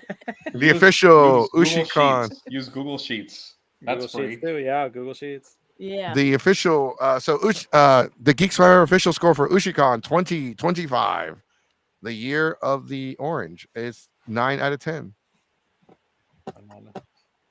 The year of Hashtag David. hashtag Yeah. David. Hashtag David. Hashtag. Where's that damn hashtag? Where's that damn hashtag? Where's that damn fourth hashtag chaos? Which, holy shit! So Kawakan got a 9, and Ikikon got a 8.5, and Lighthouse Monster was disqualified this year. The first DQ of the year. Rightfully Yeah. so. The first DQ. Why do I even have this up here? Poor and Poor broke. broke. That's me. That's me. You're poor and you're broke. So last year, this was last year's. I still have last year's up, and for some reason above it, hashtag we want Beaner Yoshi. I forgot what context that was. Oh, right. There's no brown Yoshi. Oh, so this was Kawakan's score last year, which I didn't attend. So like, I actually didn't even give my score for this one. And this is last year, and this is this year. So they've actually gone up in score. That is super, and that is actually amazing. Out of 10, this is out of 10. And to add context, like no convention will ever. It's not like that we don't want to give a 10, but the It's con just has to be it's- perfect Yeah, it's challenging. because we are like our scoring system's pretty harsh. Like Perfect venue, immaculate vibes. Someone found love there. Like literally, just all the roses and fairies have to line up. yeah, somebody remember that older girl from the karaoke, the short one. Somebody almost went home with her. That was funny. Well, is that finding love or is that That was almost finding love. that's con vibes? That's what that is. Well, she wasn't like I don't know. I don't know. It's weird. I don't want to get into the full. There is 100% of Brian. There was, but they removed him. He was in Yoshi's Island, but then they took him off of the remake. So we want him back. All right. So what did you guys? All right, in the comment section, let me know what you thought about karaoke this year. I know we didn't talk about too much about karaoke. For one, I hosted it. I didn't want to like kiss my own ass. But overall, let me know what you thought. Did y'all like karaoke? Did anyone here attend karaoke? I was too tired after everything else on that Oh, day. I was No. literally just going to panels. It sucks Yeah. because I love karaoke. I was long gone before that came. Anyway, So- I have to head out. All right. No, did you want to plug in your socials before your social media? Anything? I follow actually you? don't, except beyond what's on the Discord because I'm Okay. Marco Kellerman on the Discord. On the All right. And I'm actually doing panels at KamariCon next month, so I can check Cool. that out, see how the kids do it. So I'll be there. bye. All right. Thank you for joining us. No problem. All right. So, okay. So for those of you that are, God, why did that throw me off? Okay, the comment section. So for those of you that attend karaoke always gets like a lot of signups, right? It's always, and like not everyone gets to go on stage because some people show up late and they're like, oh, maybe if I sign up, I might get to go. So we do community songs. We always do the bad bitch round, where we play a Lady Gaga song and then we have everyone that consider themselves a bad bitch come onto the stage and sing without microphones. And then we added a new one, My Emo Phase, where we played the Black Parade song and we had everyone that went through an emo phase or still, is still emo, come on the stage and sing. That was something that we started doing as a way to get multiple people on the stage to sing that normally would not get an opportunity to sing because they signed up way late in the list. And I felt like those were very successful because we've done them at all the conventions we do karaoke for. And you guys, the emo one was brand new, by the way. We made we've never done like an emo song as a group, but this was the first time that we did it as a group. But all All right, let's go ahead and wrap up. Suffering, did you want to plug in your social medias? I say socials like I'm asking for your social security, but your social media. I mean, it kind of is though, right? Like, we overshare online way too much. So, for those of you who don't know me, my name is Hiriaju Suffering. I have like 8 or 9 different panels at this point. And you'll probably see like 2 or 3 of them at your local convention. My next 2 conventions are going to be WeebCon in Dallas and Anime Tyler. So check me out at those. If you want to find me, I'm usually Hiriaju_suffering. And if you are a cringe late millennial like me, Hiriaju-suffering on Tumblr. I can't say the Hiriaju part, so I always just call him Suffering. I am always suffering, so it's fine. Yeah. All right, Juice, did you have any social media that you wanted to plug in where people can follow you? People can find me on Discord at juice.tex. I'm also on Instagram with that name, but I don't use it very much lately. The next con I'm going to go to is Classic Games Fest, which it's July, I believe. It's June or July. July. So that's here in Austin at the Palmer Event Center. That's always a blast. I'm not doing any panels or anything because they don't really do panels at Classic Game Fest, but I will be there, and you can talk to me about Assassin's Creed or something. Okay, thank you for that. And let's see. All right, Eager, you are next. Because me and Sonic go last, so that's why I skipped them. Yeah, I wanted to give some plugs for myself, but just before that, just wanted to give a lot of thanks for the volunteers that were there helping me out in the games section. Shout outs to E-Man, Chris the NPC. Both of them are very helpful on the forefront of just making everything happen. My shout outs guy was Godfrey, making all the bowling fun with all his antics. That shenanigans made the con experience very fun. And a big help was David Fishhouse. He was a man who brought up fight game box sticks for USHICON itself. Made a whole entire fight stick out of just the design for Ushi. So just wanted to give the shout outs to that man. Very helpful and very great guy. Okay, so as far as the show for me, I am working at Texas Gaming Empire. On every Friday, we have Smash Brother tournaments, and if you are in the San Antonio area, you want to look for some things to go for. We got a regular attendees to 20 to 30 people. It's called TGE Fridays. That's going to be at Rolling Oaks Mall, Level Up Art Gallery. Check us out there. I kind of go over there and do commentary myself in some streams, but that's pretty much kind of where I hang out every time. So if you want to come hang out with me, play some really cool tournaments, that's where I'll be at. All right, Mafu, you are next. All right, so I don't have I'm not really on social media publicly, but if you see me, if you see my name Mafu around and in the Austin area cons, then that's me. Okay. All right, Sonic. Yes, we are the last ones to go. Yeah, we are. Sadly, the end of the show. So just follow me on Instagram. I go by Super Saiyan Sonic. That's my Instagram there. Just follow me, say hi, watch my stories, etc. From there, I have a link tree in my bio. From there, you can see my YouTube channel. My subscribe to the channel, please. It helps a lot.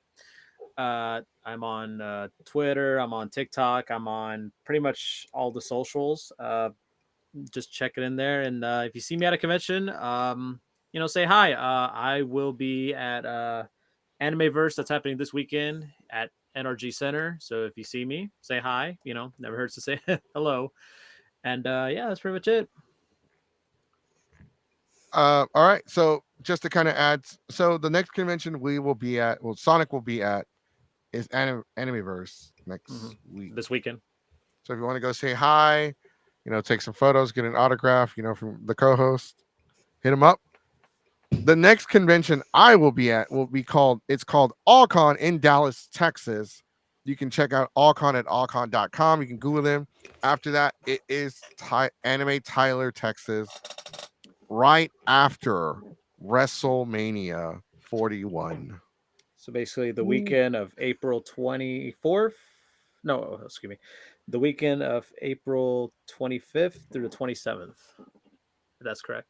Well, okay, just to kind of add context, Anime Tyler, I know you're commenting and like having a discussion with Rain, but Rain's in my team, so I don't know why he's like begging for a badge in the chat. Oh yeah, but the van party, yes, that's totally happening. It's powered. Okay, I thought that was like I thought this was like a commercial. Like it's powered by the sun, like an advertisement. No, but he has solar panels on his fan. I'm like so confused. No, okay, so yes, we'll be at Anime Tyler, Texas. We'll be at Allcon. We will be at Comic Palooza and Delta HCon. So there's the only conventions we are confirming, and Colossal Con. I'm sorry, those are the only conventions we're confirming that have confirmed dates and locations. We're still waiting on other conventions to make their announcements. Will we be trying other conventions this year? Absolutely. If you have a convention that you know of that you would like to see us at, or at least apply for, let us know. You can message us at Instagram.com/geeks5ever. Make sure you're following the YouTube channel. Ring-a-ling, the ding-a-ling button so you can be notified every time we go live. We will be back Wednesday. I got to confirm with my guest. I forgot to do that over the weekend. It's just been busy. If not, we'll probably do it next week or the week after. We do have a next week though. We are going to interview another guest to talk about Anime Tyler, Texas. We'll hopefully figure that out. But always remember, don't be a meanie. Wash your weenie at the conventions. That's right. Because if you want somebody to call you Sentai and you want to get hentai in the sheets, a shower would help. Just saying. Just putting it out there. Red Ranger from Another World. Watch it. Yes, I just watched yesterday's episode today. It was pretty good. All right, guys. Thank you for watching. Thank you for joining us. Everyone that did. Thank you for sharing, contributing. Shout out to Sabrina, Dez, Franco Taco, and all the other staff members. Jimmy. Preston Jimmy. All right, guys. Take care. Have a good night. Peace. See you guys next time. See ya. Peace.